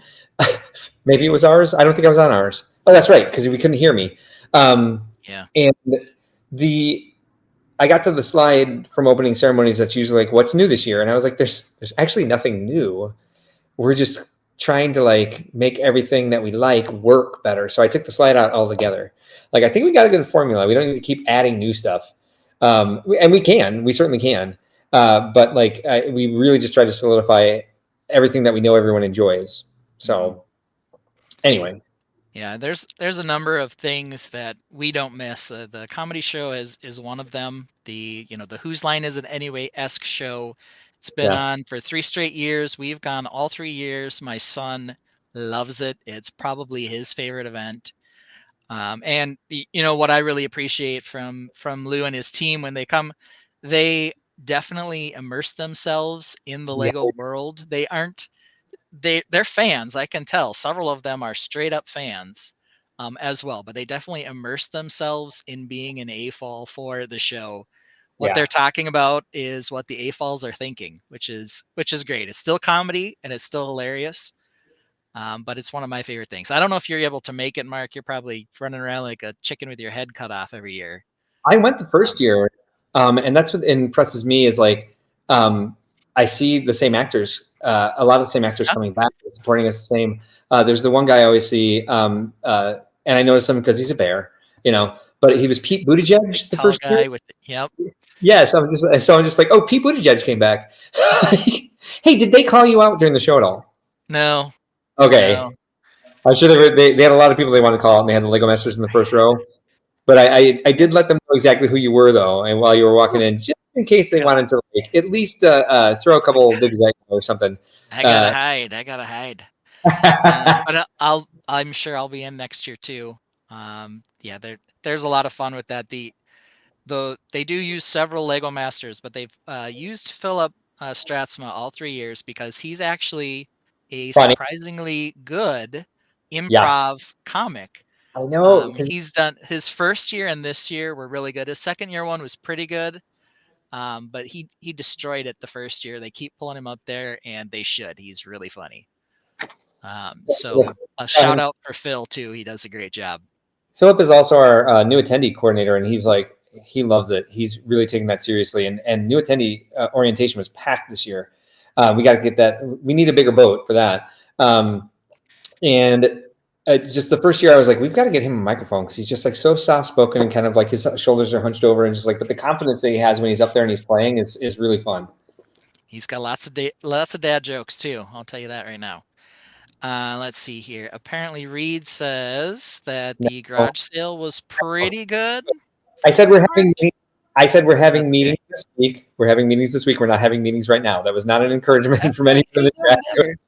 Yeah. But it did go smoothly this year, a lot more smoothly than it has in the past. I was much happy. I don't hate it now. Which makes you happy, yeah, because you were anti garage sale. Now you're just like, oh, I don't enjoy the garage sale, but I don't hate the garage sale. But I think part of it was we got Reed the resources he needed to run it because it's not something you can run on your own, or even like he obviously always had Michael Fredericks with him, but that wasn't like we needed a lot more resources. So we got him a small army of tall men to help this year. Yes, well, that's good. And it sounds like we're getting some volunteers. It sounds like VMAC willing to step in and drop some protection if needed. So it wasn't so much a madhouse; it was just a packed house. So that's not so bad. Yeah, it flowed better too this year because of Reed's layout. Reed sent me a map. I had an idea, and he was like, "What?" And he sent me a map, and I was like, "All right, that makes a lot more sense because like that's why I can't do everything. I can't do any more than half, from what I can tell." So what I'm hearing is that Reed isn't in fact good for nothing, and I've had him pegged wrong. Yeah. Wow. I didn't realize. I didn't realize the trolling had gone that far. But no, of course not. Yeah, it really hadn't. That was just me being super silly. But yeah. So good. I'm glad that went well. Yeah. There we go. See, look at this. Thanks, Ben. You're welcome, Reed. This is just another Ben sucks topic. Is trolling Reed that hard? Does he really need to troll Reed that hard? No, I really don't. Victor Brickworks with the alligator face. Is this guy some sort of secret Lego smashing enemy who's infiltrated our chat? I don't know. I don't know either. Oh, Victor, and he's a crocodile. I just woke up. Yep. I'm sticking with it. I'm sticking with that. I just woke up. Yeah. Lou says, I tried to find Ben in the audience, but he was seated a few rows back. Uh-oh. Uh-oh. All right, Lou. We'll talk. Let's see here. And Reed's threatening to get me a Friday Night Brick shirt. That way when I co-host, I'll look the part. Represent the brand. You got to. Why not? VMAX giving us a Victor logo in the chat. I think if I bring it up here, it won't do anything cool. But Yeah, it just put says. on the chat. Yeah, but you'll get it, Victor, when you see Victor in the chat there. Yeah, Chima Crocs, Victor, we get it, but Victor means something else. Dawn was up at the comedy show this year. She's giving me a come on, Ben. She wants to see me up there. I'm sure he'll give you a good plan and make you comfortable. This, by the way, is the shirt from the disguise. Aha. Yeah. You didn't have the pants on the whole time, but you did the first night when I saw it. Yeah. The next night I just went pantsless. It was Sounds really obvious. Yeah. Drew more attention to me somehow. It's because your legs are so hairy. That's gotta be it. Yeah. Well, we've done everything we normally do in a show, but it sounds like Mark wants to take us around the hall a little bit, see some of what was in the show this year, and get some feedback. Mm-hmm. Maybe a mock. Some people in the Tainted contributed will be in here. Start with that. Assuming the cops don't come for you, Mark. Aha. Yes, this one was done by Caleb Schilling, not Jacob Schilling. Lots of Gujiks on this one. It was not a castle technically, though it sort of is, because it had cannons and pirates, with a ship on train tracks that sometimes went around the mock. But this was over by the Eurobrick section. Oh, you can see me in the background there wearing my blue Brickworld shirt. And I never saw it move. But yeah, and there's Crystal from the chat. Yep, Crystal as well, and you can see part of Maria, I think, over here on the far right. But yeah, this was a cool mock. It was kind of similar to the one that he did on the Lego Masters show to some extent, but also quite a bit different with the moving boat and whatever else. But the colors were somewhat similar, but a very tall mock had a lot of presence. Do you have pictures that you want to show, or are we going to switch off, or should I just The only thing I took pictures of was my own stuff, and not because I'm conceited, but because I always forget to take any pictures. Mm-hmm. And then my friends complain and say, what did you bring to the show? And I say, I don't even have any pictures. So that's all I took pictures of, so I could forward them to my family when they ask me what I brought to the con. I got out to the floor exactly twice to take pictures. I think I did an okay job. Jesus Christ! And of course, they're all on my phone, which is terrible because Apple and PC don't like to play together. So sending the phones to myself is absurdly hard, way harder than it should be. Really easy for me. It is. I'm sure it is, Mr. iPad Apple man, iMark. Yeah, that's what they call iMark.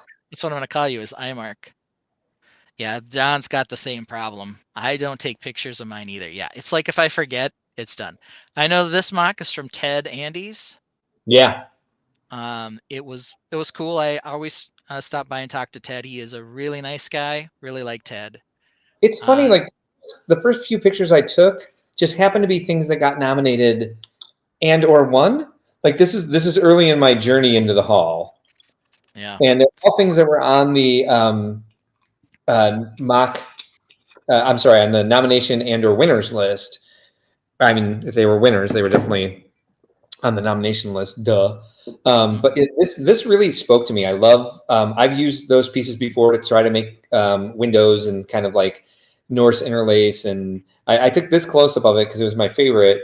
Where you can really see kind of the unique characters he made with it. Really made a full interior that you can see from the inside. I'm sorry, from the outside, and just kind of made a neat landscape. I find I'm always inspired by mocks that make me feel they're kind of, and this is a pretentious word to use, but transcendent. It's a place you've never seen before, and they're original. I don't take a lot of IP pictures. I'm not really inspired by stuff that's IP related because I like original ideas. A lot of that stuff is a lot of the IP stuff. I usually look at the technique, and sometimes they have beautiful landscapes or additions to an IP. But yeah, the actual builds themselves, you kind of miss the technique to the extent that you're like, hey, it's the 15th AT-AT I've seen, but that's fine. Yeah. A lot And of people really like the public in particular loves to see things they recognize. So there's yeah, nothing wrong with it. It's just not what Mark and I do necessarily. well, even the AFOLs, like just the pop culture of the mech that won, might have been what pushed it over the edge. The Well, doc- it's probably the lifestyle shots, but yeah. yeah, you're right. You're right. He did have some good lifestyle shots, Yeah. And he got them in on time. But I mean, I would say, and on this one, maybe it is an IP, but it's not an IP I'm familiar with. It is. So It's definitely not. So I talked to Ted about this one quite a bit. I always talk to Ted. He always brings cool things. But the big thing with this is that he designed. What's kind of interesting is there's an elevator in this and like a launch why wouldn't section on another part, because he likes to. He told me he gets obsessed with being really practical. Like if there's a level on a building, you have to be able to access it somehow. So he like a whole story about how they ride in on these little birds down here, and then they have to get in the elevator to go up so that they can get to the landing platform for the ornithopter, yeah. and all this stuff. It's not based on anything. It was pretty much the only thing he brought this year, but it was really cool. And I didn't realize that was like the order of the process to get from one level to the other and all the other stuff. But you can see a story going on. That's what I liked about it too. Is not only was it like an original idea, or at least new to me from what I knew at the time, there was a story happening. Like you have the person there with the trumpet. So something. This is a specific time of the specific day for these people to do something. You know, I didn't catch that entire story, but it really spoke to me and was, I think, the first thing I photographed there. Yeah. So always cool stuff from Ted. Oh, there it is, the Dragonfly Outpost by Ted. Here we go. This is a Nuclear Madman Einstein Superbrain. I don't know what this one was called. I've got a mock card. Okay. I don't know either, but it was just kind of like it was next to Ted's, and there was a lot of great stuff on this. I failed to take a picture. I took a picture of the mock card of the creation next to it, and somehow failed to actually take. Oh, because I took video. That's why. Because there was light in that next one. But I was doing my best this year to like be able to, like, when I post these on social media and talk about them on the live stream, to give them credit for what they did. Which is something we haven't really been able to do in the past, because we just kind of run through and take pictures and we're like, we'll just post these up, and people are like, you should give people credit. I'm like, this is true, but it takes a lot of work. Now I'm like, okay, we'll put the work in. We'll go ahead and do this. I just like, I don't build this way, and I don't think I would try to, but we went through bus training at Legoland, and it is not easy to recreate a face in Lego. And I really like the character of this. I don't know if this is from a game or not. Yeah, I don't know either. There's a lot of cool part usage in here. The skull on the bow tie, and the Ninjago flying pods for some of the light things on the head. Yep. So there's some really cool bits in this. The wings on the beard. Yep. And the fluffy eyebrows. The mustache is white and the beard is gray. I kind of like that, because that does happen. Yeah. The beard's not orange though. Right. Not yet. But His whatever. His daughter hasn't encouraged him to dye it orange. Yeah, no. So yeah, I think this one's pretty cool too. Realgar says, "Wow, I missed that." Well, I mean, it's easy to miss things. And it was next to that Dragonfly Outpost, and on the other side was that light up rainbow colored forest where the wands had the sequence that went in between. I didn't even realize this was Cecilia until I photographed the mock card. And she's part of our lug, and she always does amazing things. She was nominated for Brickworld Master this year, along with Ben, along with a number of people I knew very well. But I really love this. Yeah, I think the snow pad in front with the shadows. What the hell is the coolest part? It's like a forced perspective-y kind of thing, and like the broken up approach. Which is something I haven't done, but something I've always thought about doing. So yeah, It's very cool. I think this had a Mount Fuji name of some variety or something, but it was pretty cool. Yeah, I don't think I put the. I don't think I opened up the mock card picture because I knew exactly who this was, and the so I don't have the name handy. But I also liked this perspective as well, which was a separate mock, but she had it in front of Mount Fuji still. Mm-hmm. And I love the way she does these trees, like really letting the limbs show, because I don't tend to do that with my trees. My trees are very foliage, like vomiting foliage is how I do trees. Derby Brick says this was his son's favorite display, and his son stares at Lego all day. Nice. Working for a brick and minifig store, so Okay. probably means something. Well, because there's so much out there that's like almost like Lego chaos, that it was nice to see something that's very zen and kind of minimalist and well thought out. And not that the other ones aren't well thought out, just the sort of like the proportion work that she does. You know how much I love my proportions, Ben. I think really elegant and beautiful. Yeah. And worthy of a nice long visit, as long as we can afford to have visits with these, with so much to see. Also Cecilia. Yeah, I think it was one of them was Cecilia's, one of them was Dan Church's. Was it? Yeah, I think one of them. I don't remember which one's which, but I know I saw one of these blown up figures in Milwaukee. That was Dan's. So Dan's in the chat here. He'll be able to tell us. But one of them I think was his. One of them was C's. You're right, because it looks like on that mock card it says Daniel Church and Cecilia Fitzpatrick. Yeah. Yep. So there you have it. We've got these cool blown up figures. I want to ask you something now that we're looking at that. Yes. Do you know what I want to ask you? I think maybe you do. I don't know. What? Is it one of these? Oh, or is it one of these? It's an older torso, sir. Is it one of these or one No. of these? It's definitely a lace-up tunic. It's a lace-up vest, actually, sir. What about the guy with the pot on his head? Maybe that one's a medieval hoodie? I think that's an older torso as well. All right. Yeah. Fine. Sorry. Does not equate. Fine. I can't even see the screen right now because I'm in Photoshop because I don't have my array here. I just have my laptop. But I knew it. I knew what you were showing me. Lace-up hoodie, medieval tunic. We're going with medieval tunic. Fine. I mean, this is mostly I wanted to hug the goat. Yeah. Dan Church again. This ship here is actually from a Disney movie called Treasure Planet. I only know this because I talked to Dan about this one in Milwaukee. Okay. And then after the fact, I didn't even get a chance to tell Dan this. I went and watched Treasure Planet with my son. And it was a pretty fun movie. So it's kind of like Treasure Island, but in space. With a flying space piratey ship like this. It wasn't reviewed well. It's not one of the more popular ones. There's no talking animals, no music. There's aliens. There's aliens. But it's still fun. It is very fun. Mm-hmm. It's Michael J. Fox voices the hero, doesn't he? I don't recall who voiced who. But it's pretty fun movie. I liked it. But this particular ship is from that. So it's I think it won best airship. Yes. I think. Yeah, you see the first starting of a Gujic down here, or a token, as people have been calling them this year. With someone left this one with the little plant piece, the gold plant piece. You can see right in front of the mock card on the bottom right hand corner.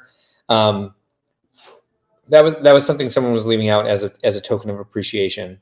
And that was the first one I saw this weekend because I thought it was falling off the ship. I was like, I don't know where this goes. And then I saw them all over the place, and I was like, oh, that was someone telling him that he did. Yeah, never mind. Yeah. Yeah, the little surfboard here with the Miniland scale figure on it, also from that movie. Yeah. Now it makes sense because I have seen that movie, but I did not immediately recognize it because I'm not overly familiar with the movie. And the techniques used here are off the hook. Yep. So great movie. Bonica loves it. Dan loves it. Paige likes the mock. So there's lots of people who enjoyed it. Yeah. I'm one of them. Let's see what else we got here. This. Aha! This is from Audrey, who is related to Caleb Schilling in some way. I don't know how. But this is a dress that she wore kind of as a cosplay part of the time. This is a Poison Ivy dress. You can see the wig down there as well. So it looks, I think you can see down here, she's got a flag for her, probably Instagram. I think it's at Little Oddities is what I want to say it is. Saw her, yeah, Oddities spelled like Audrey. Yep. So I saw her walking around with this on a couple times. A pretty fun little design there. You can also see some other strange being there in the background of this picture as well. Yeah. Former Brickworld master as well. Strange, So, lengthy creature. strange, lanky one. Monica Berry says it was Joseph Gordon-Levitt who voiced. I believe this is who voiced the guy in Treasure Planet, I believe. Oh, really? Okay. Yes. Monica's calling out Audrey, saying she's might be married to Caleb, but I didn't say it. But yes, that's true. Really smart. I know that the awards coordinators this year discussed adding the category of wearables, and they didn't think there was enough in 2023 to justify it. But I did, dear Lord, there were a lot of wearables this year. So I'm interested to see what they think. I'm not going to bring it up myself to them in the meeting because I try to keep my hands off of voting and judging as much as I can. Yeah. With varying degrees of success. But this year I was very successful because I just didn't even have the time or capacity to check in with them at all. There a lot of this is going on, and I think it's fascinating. And again, I think Barbara Hoel again started this kind of thing when she started making quilts to put underneath the botanicals that she was building, and really kind of opened up a new way of thinking for AFOLs to create. To express themselves, I should say. Yeah, people are throwing out a yes, wearables category would be nice. Michael J. Fox apparently was a voice in Atlantis, not in Treasure Planet. Thank you. But you were close. You were on the right track. Realgar is identifying that strange Lego Brickworld master in that picture. Yeah, that'll happen. So there we have it. All right, so hold on. I had to reload. Bricks says it would be nice to see some pics of Brickworld Masters previous and current mocks when the winner is announced. Well, right now at least it's a surprise to Mark, so someone would have to put in a bunch of effort to do that. And I did that with Tim Lighty because I had the time to do it. It is very hard to refill that presentation with as much time as we have between when public hours close, because not only, we know all the winners and everything on Sunday morning, but then we have another expo day to run. And so then we run the expo, and then we have an hour between the close of the expo and the awards ceremony. So, we would have to know, we basically, once on Friday when the nominations come out, we know who they're going to nominate for Brickworld Master, we would have to create 5 to be able to pull one up. And that's a ton of work for, just logistically, it's a nightmare. And I've known Tim since he first started coming to the show. He's been part of our collaborative. And so I had tons of pictures of his stuff, so it was easy to do. I didn't have pictures of Casey and Dan's stuff to even be able to do it with, and it would have taken a lot of time to chase all that down and do that. I love the idea. I want to do that too. However, just logistically, it's a nightmare, but it's something that we definitely, ambulance this time, definitely something we can do on our social media after the show. And we should probably do it for all of our Brickworld Master nominees. And that, again, even that is a lot of time. So let's bring up. That would take a lot. Let's bring up the next series here. And because it's almost 10, I guess I have to kind of pick and choose what I want to show because I am getting rather tired. And there are a lot of videos out there from some of the creators, from some of the people from Influencer Alley. There are people who walked the entire hall. So you can find stuff other places. Of course, you'll lose our dazzling commentary, but You'd think You you'd can find it in other places too. So And maybe Ben this week, if we're like really have a ton of time, we can do an Into the Blockiverse type night where we go through all of our pictures together and record it and put it up. Yeah. But I'm not promising anyone anything. So here's what Ben and I both worked on. sure did. We sure that. I don't know what I'm seeing. Hey, just in the bottom right-hand corner of the house, above the trellis, what is that? Oh, it's the nomination flag. That's the nomination flag. Yep. Who built that? I did. Well, the awards coordinator did. I did like the flags this year. Thank you. Did we just have the orange ones still last year? Is this the first year of the flag? It is the first year that we put the logo on the flag because they were just orange utility markers before, like the things that you would put in your lawn if like the gas company was like if landscapers were working, the gas company would come by and like show where the gas line was. That's what we would use to mark nominations. So I bought white utility markers and we put these Brickworld logo stickers on them for the nomination flags. All right. They were cool. So anyway, this is the Scala murder mystery mansion, and I will tell you right now, there's a lot of murder going on. I don't know how much mystery there is. The killer's usually relatively easy to spot in a lot of these. I don't know. For those who don't know, Scala was a Lego series of dolls that are very similar in a lot of respects to Barbie. Yeah. They have well, they have clothes that constantly fall off them. They're not well designed. Constantly. Oh my God. The only thing that really makes them Lego compatible is they have shoes with anti-studs on the bottom. Yes. So if they're wearing shoes, they can stand inside a Lego building. But that's about it. If you don't have the shoes, they just have these little holes in the bottom of their feet to hold the shoes on. And mine was barefoot. And we'll get into that. Actually, I should bring that picture up. Lego Team B and his wife had a theory. Maybe they'll put it in the chat for us because I heard this theory. They thought one character was the killer. Yeah, for all of the deaths. So yeah, this is basically like we built dollhouse style mansion, and it's rather dark and deathy inside. And people really enjoyed it because not only could you see it here from the front, and we got some good views of it here. That's basically the same thing. Ben did the left-hand side first floor. Yep. That you see in this picture. I did the entire roof. You did the roof, attic. What I kept complaining about is I was like, how did I get so much work? I said I'd do something small, and I wanted to do a Pepper's Ghost. And Tim, our fearless leader, decided that the ghost should go in the attic. And I was like, but wait a minute. How am I going to get a ghost in the attic if Pepper's Ghost is really hard to do with angled roofs? So that's why I decided to put those alcoves up there. But I think the alcoves ended up making it look pretty cool, if I do say so myself. And thanks to Caleb, we had good instructions to make everything look consistent because everyone built a different chunk of this building. 18 people this year, is that right? I would have to count, but yeah, the Eurobricks collab were usually the same kind of core builders, and then some people come in and out, and it's usually around 15 to 20. So 18 would sound about right and about typical.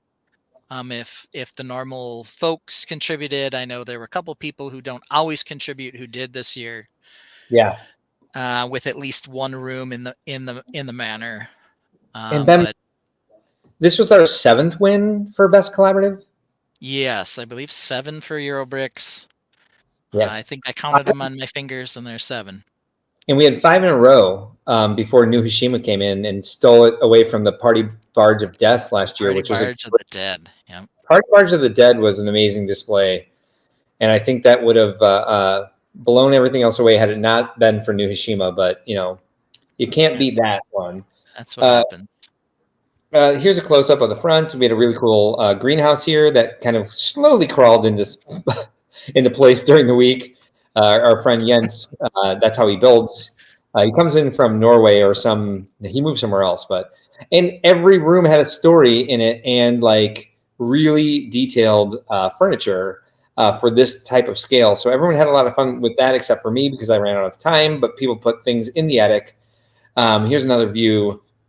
You can kind of see the dust. I don't have a lot of close-ups of the rooms. Did you take any? Let's see if I have any of. If I did, again, it would probably just be my room because, reasons. But yeah, that there were. I think part of the fun on this particular build is you had to scale up the furniture to fit the dolls. Yes. So there were a couple rooms in there. I want to call one of them out in particular, the library, which was right above mine, which was done by Kevin Wagner. Yes. Was spectacular. He had a chair that was like a leather easy chair, that was pretty much built out of all the bands pieces from the video sets. And then he had a spectacular desk in there that was really good. Yeah. Let's see if I can find a picture of at least mine in there, if nothing else. But there's probably a lot of pictures floating out. I bet if we pulled up Pete's Instagram, we'd see a few. I bet he took some good pictures for us. Yeah. I'm pulling up the rest of the ones that I liked in the meantime. I really want to talk about Amanda's window. Oh, yes. Which was beautiful. I love when we're both searching for things on our phones / computers, and like the momentum just drops a little bit. Just a little bit. It's not too bad. So I'll get back up to speed here as soon as I can. I just want to open a good number of these to kind of go over, for people who don't know, just like the amount of creativity on display at Brickworld is astounding and sometimes overwhelming. Like, you want to give yourself plenty of time to try to see the entire hall, because I do believe it takes at least 2 hours to get through the hall and look at everything. But if you want to spend 8 seconds with every display in the hall, I do believe, from what I remember, it would take you like 16 hours to get through the entire hall. Yeah. I did take more pictures than I thought of other displays, but it's going to be a pain in the butt to download them. So maybe we'll. You're good. You're good. I'm pulling up plenty right now.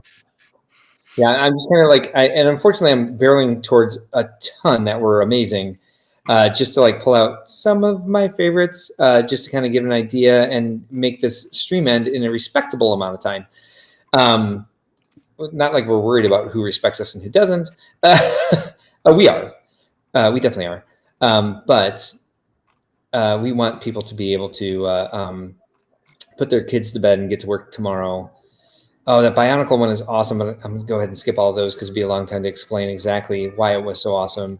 Man, there was so much cool stuff there. And there's a lot. This is just like a very common place for emergency vehicles to need to pass through. So apparently. So if you're pulling up Amanda's, I can and find these others while we're talking. Oh, hey, sure. I have pictures of Kevin's. Hold on. Oh, cool. Awesome. I do. Let's go ahead and start with that one, and I'll work my way backwards, which will be weird. But here we go. Share screen. I don't have pictures of the ghost. Oh, no. Oh, I was so happy. All right, here we go. There it is. So there's Kevin's room there, the library. We got the cute little ladder and all the books in there. What the hell? And then that super chair and the super desk. So lots of cool stuff in there. And if you take a good look at the desk, it's got owls for feet, turkey backsides from the collectible minifigs for the decoration there, and then otters for the trim. Also some cattails for funsies in there. So lots of cool things on Kevin's. Makes it perfect because it has otters. Yeah. Everything about his module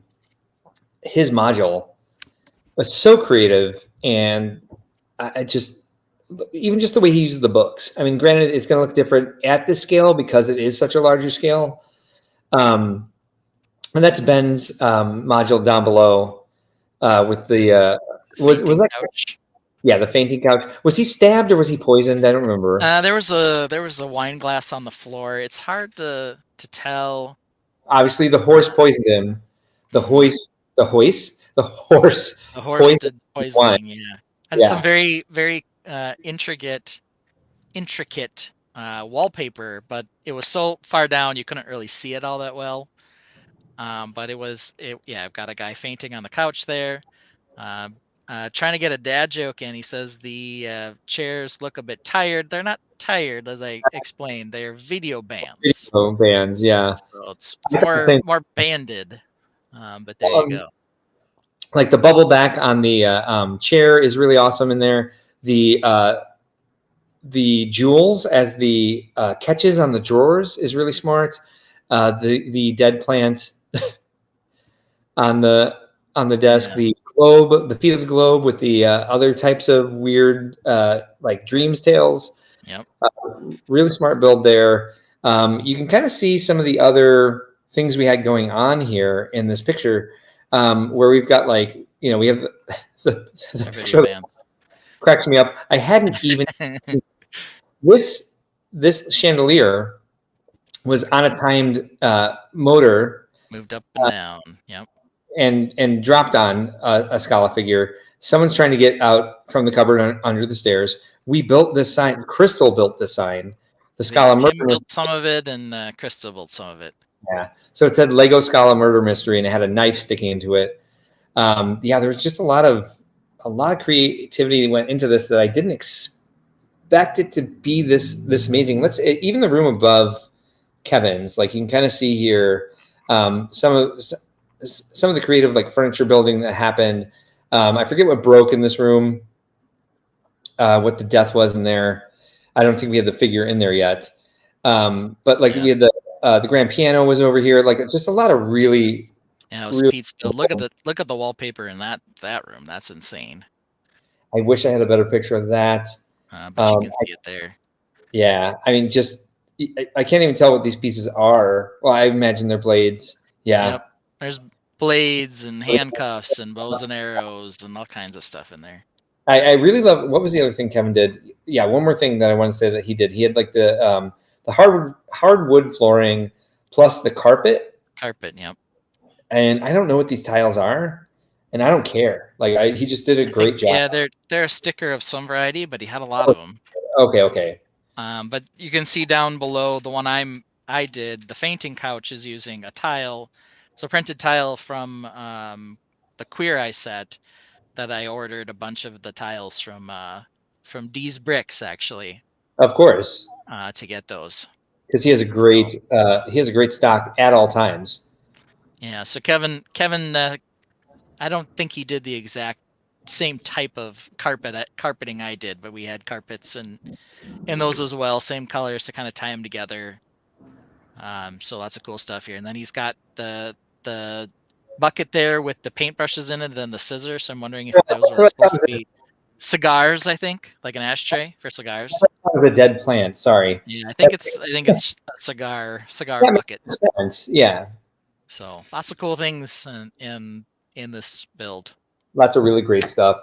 All right, so let's hit some other highlights. I want to hit this was from and I think this is her name on. She uses her real name on the socials. I just want to check.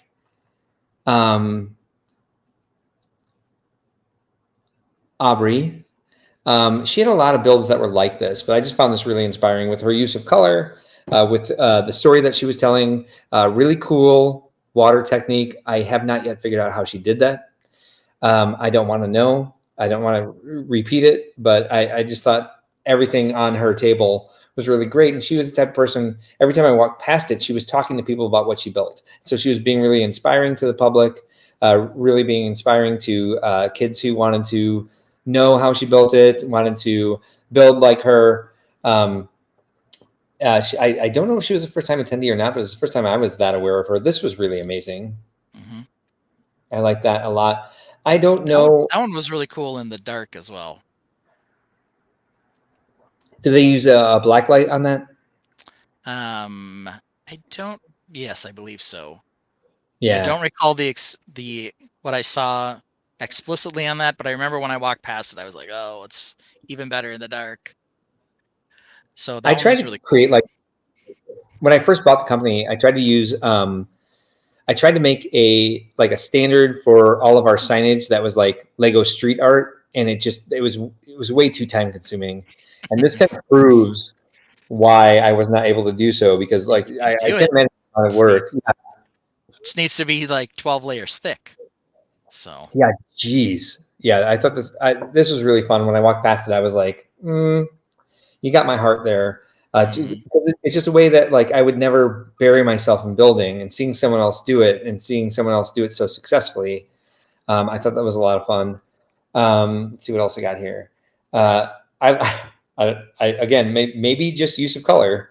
And look, what do you know? They ended up with a nomination trophy. Yeah. I really like this. I think it's just kind of like the texture and the fact that there's like, everything's rounded and tiled, but there's also the Lego studs showing. So it still has the Lego DNA in it, but it's also rugged and rustic, but bright and colorful. It's called the Enchanted Pueblo. I did not get the person's name in there because there were times where I forgot to take pictures of the mock card as well, to keep that, being able to give people credit for their work, because I just didn't have the time.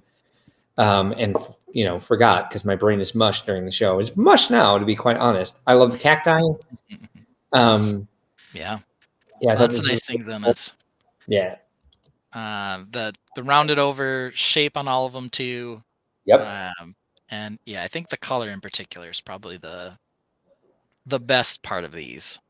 I didn't know what was going on in the lower left corner on the Aqua Pueblo. Actually, it's outside of a couple doors. Are these dried peppers, or like I are they? I think they're supposed to be dried peppers. That would be my guess. That is cool. It's pretty. There's a story behind it. There's a reason it's there. It's like, I love this. Crystal says that one was Nanan's. Oh yeah, I can see was his it? name down there. Nanzing. Okay. That makes sense. Interesting. What the hell? I stared at this for like a good 45 seconds, because that's as much time as I had to spend with anything. It's a lot of time for you. It is a ton of time for me. A valuable time for me at Brickworld. It reminds me of the one that you did with the lime green swamp. A little bit. Yeah, nice trees on this. I think that this one, I like the bridge in particular. Same. There's some people hanging out in floating swans. That sounds a little bit like people chilling and moving ducks in a cauldron. Oh, what do you know? They stole the thing from you. Yeah, it's basically my mock. I don't know. It's not. But yeah, this is very cool. I like the bridge in particular. This was a very clean look. This was Rebel Lug's table, I think. Either that or Orphan Lug. I don't know. I don't remember where I was. I think it was Rebel Lug. So it may have been Nanan's as well, but either way, it's beautiful. I love the placement of the lily pads. Okay. Yeah, they're sort of clustered where they might actually be close to a building, or whatever the case is. It's like when I talk about randomization, like making it actually randomized, like this is kind of like, this is how foliage growth goes. And so it's realistic. It's transcendent to me. Maybe this exists somewhere, maybe it's based off of something, but it's just like, it took me somewhere else, and it made me feel like calm and peaceful and inspired. So really like this one. I'm only going to go through this last batch because it's going to be 10:30 by the time we're done.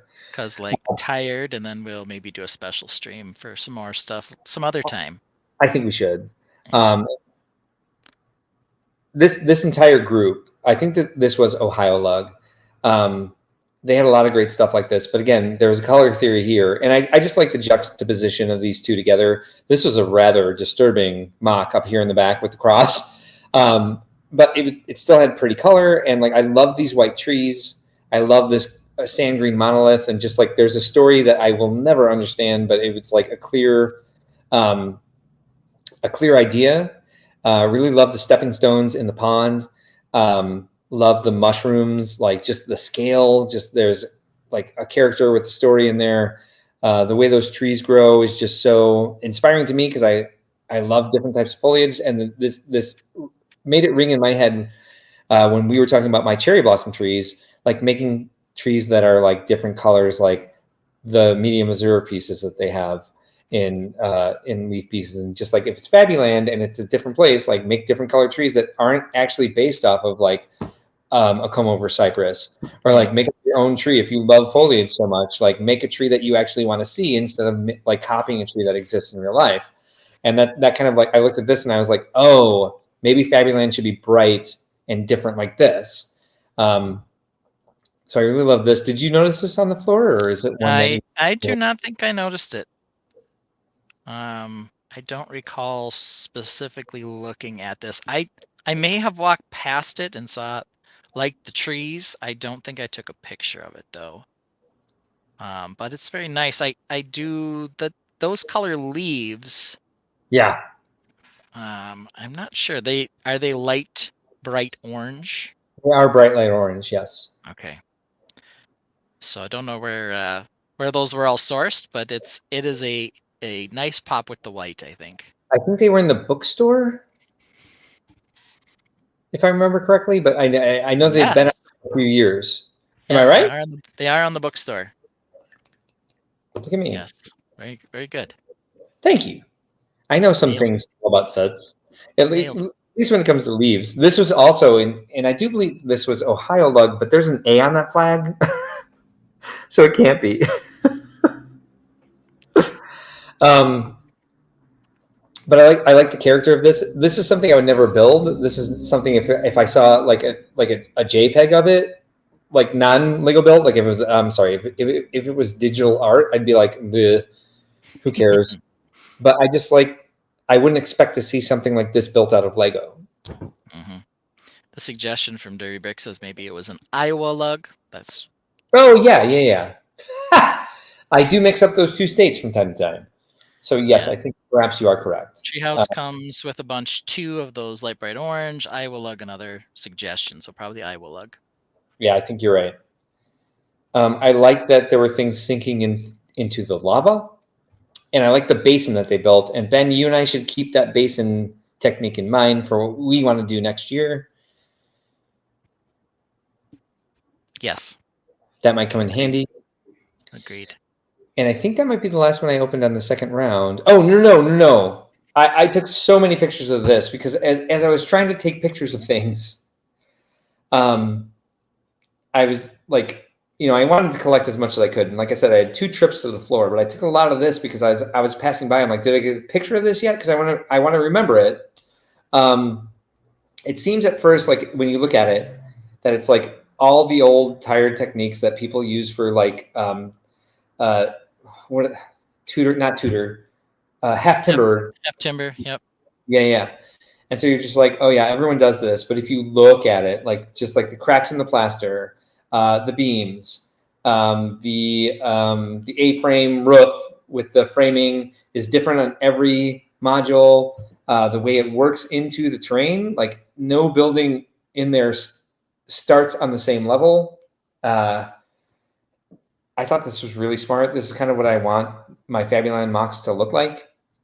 And they haven't had time to put this much effort into it. The walkway blew my mind because the stones are huge. And as you know, I've recently been to Italy, and that is actually how some of these older walkways were. They weren't just little cobblestones. They were giant slabs that they dumped into the ground. And I was like, oh, large stone walkways. Kind of like opened my mind to a lot. Yep. So I took a lot of pictures of this so I wouldn't forget. And I couldn't remember if I'd already taken a picture so that I wouldn't forget. Yeah. This is kind of Wolf in the Woods on steroids. Yeah. But it's less on the woods. So I think that's what helped. The woods didn't take any steroids on this one. Yeah. The houses are on steroids. The trees are taking downers. So I like the bridge over the little river here. We've got a guy fishing. We've got lots going on. Also, the lime green for the grass. Yeah. Seldom used, but I think it works well with beautifully rest of the colors that are used here. And that way, like some of the pieces that only come in bright light or the bright green don't look so gross against the regular green, especially since the leaves come in a different material. I love the paper lanterns over the alley to the entrance and exit of the alley. Yeah, So That that's was cool stuff on this. it's so smart. It's so easy. It's such a it takes two different molds and makes something really kind of it really enhances like the entire environment like with very simple. Love that. And I think there's more. What the hell was this? I think it was a Star Wars, Yeah, I think so too. I but I think I loved can it. see some stormtroopers in it.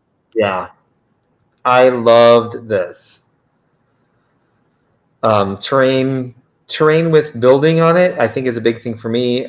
Terrain with castle-y type thing is a thing for you for sure. But just like the way it's so, the compartmentalization of it, I think, where it's just like this has been dug into a canyon, dug into a cliff, dug into a mountain, whatever it is. I was like, oh, this is not a place where a building should be. And then they had the tunnels underneath, and like, yeah, this made me really happy. And there's like markets out there, and like again, I think it actually might be a scene from Rogue One. I think this might be from Rogue One. Now that I look at Yeah, the suggestion from Brick Dad Builds is that it's Jeddah Temple. oh, I don't think okay. that's how you spell Jeddah, but that's okay. That's okay. Realgar throws in a Fort Jeddah. So that's kind of what the belief is that this is the temple in Jeddah.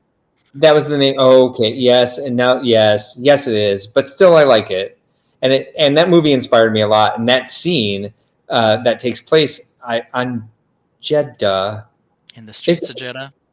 in the streets of. Thank you. Yeah, it makes sense. All coming together. Yeah, Brick Dad says we got to forgive Brick Dad because he's Harry Potter, not Star Wars. Fair enough. No, you're good. You can be whatever you want to be. I knew what it was, even though you didn't throw the random H in Jeddah, so it's okay. No, this was great. Even though now I realize it's IP and it's a reasonable facsimile from what appears in that movie. But look at some of the details. Like just go to the top of the picture. I like the train. I like the tree. It's got a lot of texture in it. It's a gray tree, which is kind of cool. Yeah. Did you say train? Terrain. Terrain. Thank you. I was like, I don't see a train. I don't see a train either. Look at the roof of the temple, and then look at the frieze. Frieze. Yeah, looks pretty cool. Yeah, and just like the arches in there. Yeah, this is really well done. Even if it is someone else's concept that they've turned into Lego, it's a beautiful, beautiful rendition. I really like the dark orange and the nougat. Yes, blended in here. That looks really good too. That's a color combo I tried with Wolf in the Woods, and I might try some more of because it's a really cool pair of colors. They're like dark tan and olive green. They seem to naturally pair well for that kind of thing. Yeah. So. Yeah, this is great. Let's see if passed this one several times. And took some good looks at it. All right, let's see how many others are new before we get back to. I think that there's only one before we get back to Scala Murder Mystery. Oh, adorable. I don't think I saw this one. I tend to skip a number of mosaics now. Yeah, there are a lot. Yeah. And this one's interesting though. I like the colors on this. And I don't think it's an original piece of art. I think it is a recreation of someone else's art, but it's very well done. It is. It is well done. And correct me if I'm wrong, which the only way you can do that if you know what else it would be from if it's not an original idea. But I really liked it. I guess I like dark against bright. I like rainbows, or I like complementary colors. Yeah, this one spoke to me for sure. Thought it was really well done. And again, I'm the same. I'm not usually the one to like bring up mosaics as some of my favorites. And some of these are just like I was taking pictures of as much as I could. So they weren't necessarily my favorite at the time. But now that I'm looking at them, there's definitely something I appreciate about them. Not to say that about this, because I definitely did go out of my way to take a picture of this one. And that's why I pulled it out of the pile. Well, I did. This is interesting. So I did find a picture of this. But where I found it doesn't give me any confidence. Okay. Thoughts and struggles. It's on a Pinterest page. But that's definitely the source picture. Yeah. I just don't know if this is actually where it's from or anything else. But there it is. I Googled art umbrella girl, as you can see in the corner there, and that's what came up. So Yeah. it's interesting and cool. No idea where the origin is, but looks like it's been done a number of times, sort of in that same idea. Either way, it's good. It's very cool. It's a great build. Similar pick somewhere with melted crayons, apparently. And let's see what else we got. That one was. That's what it said. It was melted crayon. Wait, this one, right? There we go. Oh no, here's Monica's. No. Amanda. And there's Amanda in the picture, actually. There's Amanda in the picture. What do you know? She did this with ambient light and Lego pieces.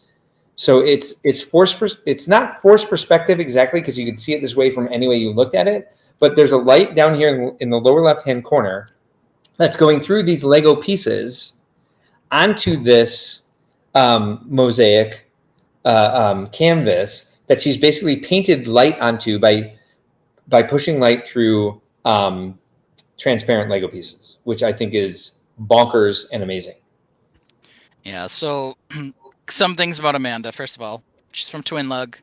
I think she does have some sort of art degree. She's also very good at sketching and drawing. She does a lot of artwork for Brickmania. Yep. She has done a number of plays on Shadow and Mox. She won Brickworld Master. Yep. She had one where it was a bunch of what looked like random pieces, and then she threw a light through it, and it, I think, put a dragon or something. And a knight fighting the dragon in negative space in the dragon torso. Yeah. And she did another one that had a ballerina or something, and that added a bunch of light through something like this. This is the first time I've seen something quite this extreme from her when she was actually sort of blending colors. I think it took a lot of work setting these up and trying to get them going in the right way. But all of the painting with color theme and mosaic that she sort of, not mosaic, the theme and all of the little jars of light that she was painting with, for example, down there, were all very cool. So this was again another really, really cool light idea that I think Amanda's almost becoming known for. She's the queen of using light with Lego Mox to create something new and interesting. Yeah, she won best special effects for this, I believe. Or was it best use of color? Maybe it was special effects. It is really cool, whatever it was. You're right. I think use color. Yeah, it is really cool. I don't know. She won something, which she definitely deserved. Yeah. We could talk about this one for a damn long time, but it is 10:30 now. Let's see what the Viking Village. The Viking Village. This is Twin Lug 2. Hey, we like Vikings in Minnesota, so here we go.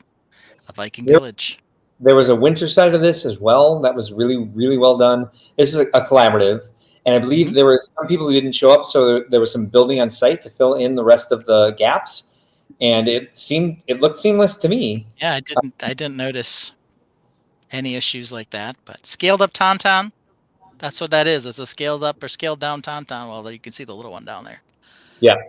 Scaled down from real life, scaled up from the minifig. I knew what you meant. Yep. And really good use of just like basic Lego sculpting, like very effective, just with stepping, as they call it.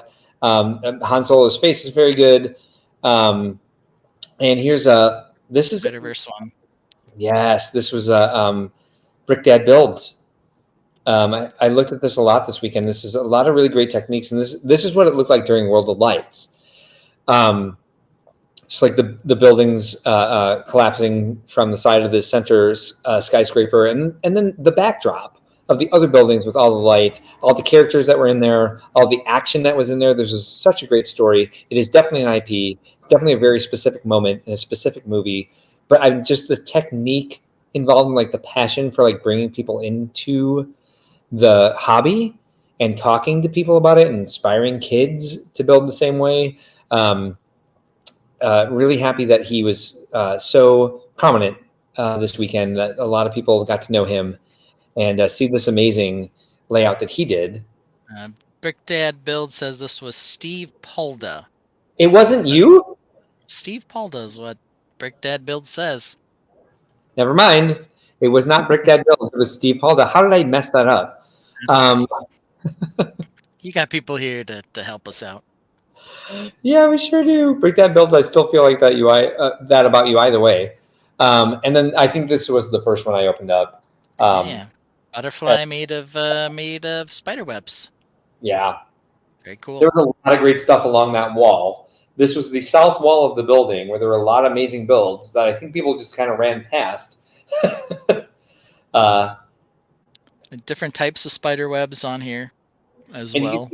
You can even see some of like there's a creature and a wearable behind it, but like I thought that again a good use of positive and negative space, something that you would do in like a sketching class. You'd be like, this is what cross hatching is. But they're like, okay, let's make it Lego. It's not easy to do, I don't think.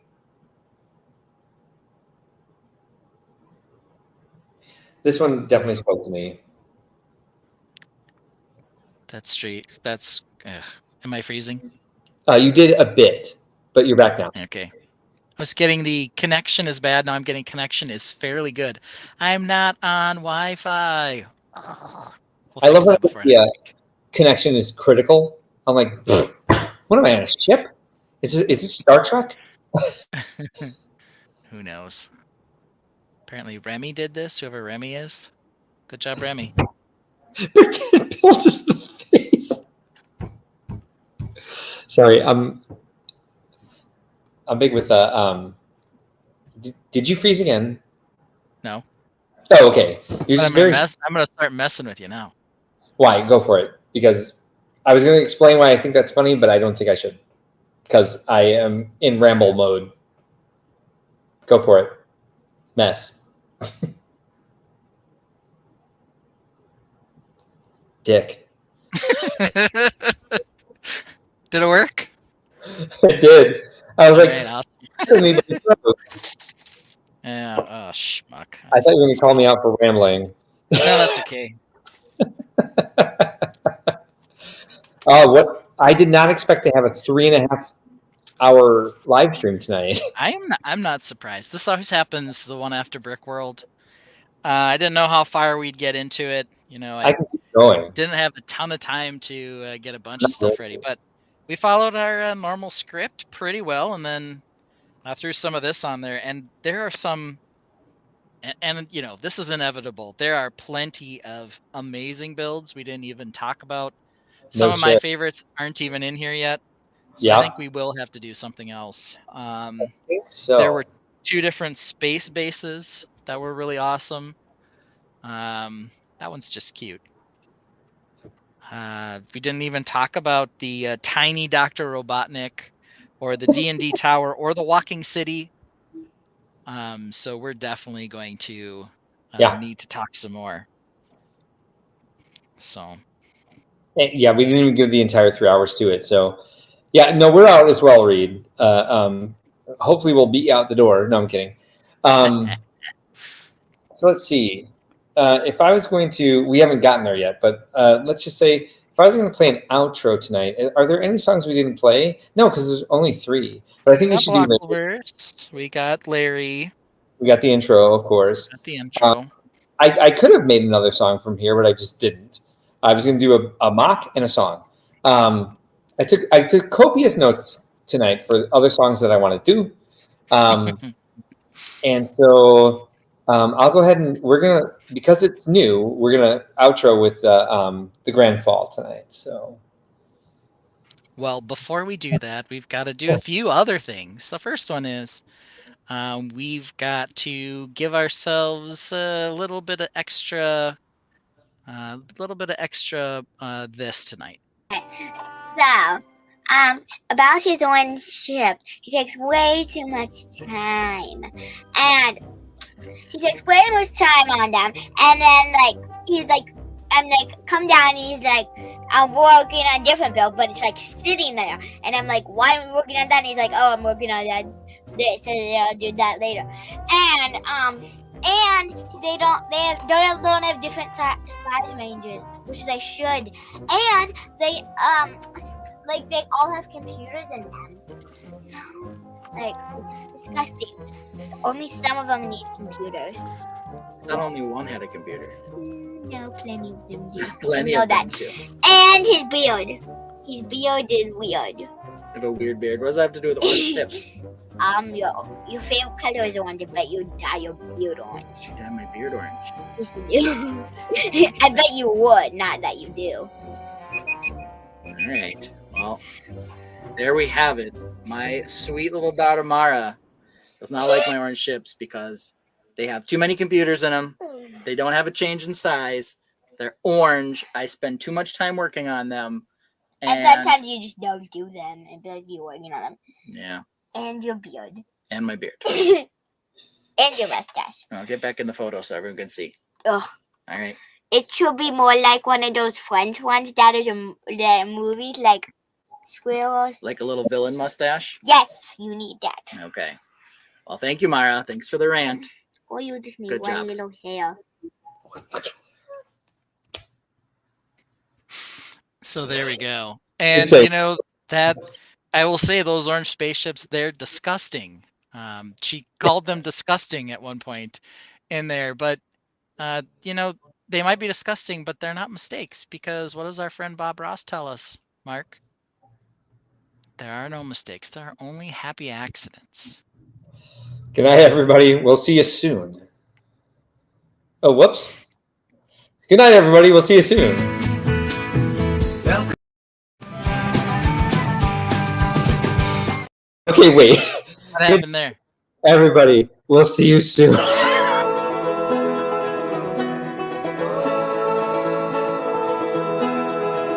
Larry's castle stood so tall, we all sat in awe.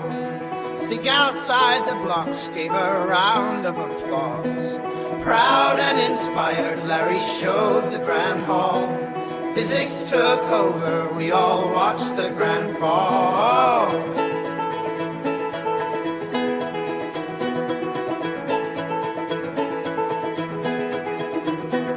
Bricks fail, crashing dreams to the ground. In that moment, silence was the only except for Mark screaming, no, no, no, no, no. Troy was grabbing a beer, hey, what happened, bro? Yes, I pulled a moto. No, you did. I did.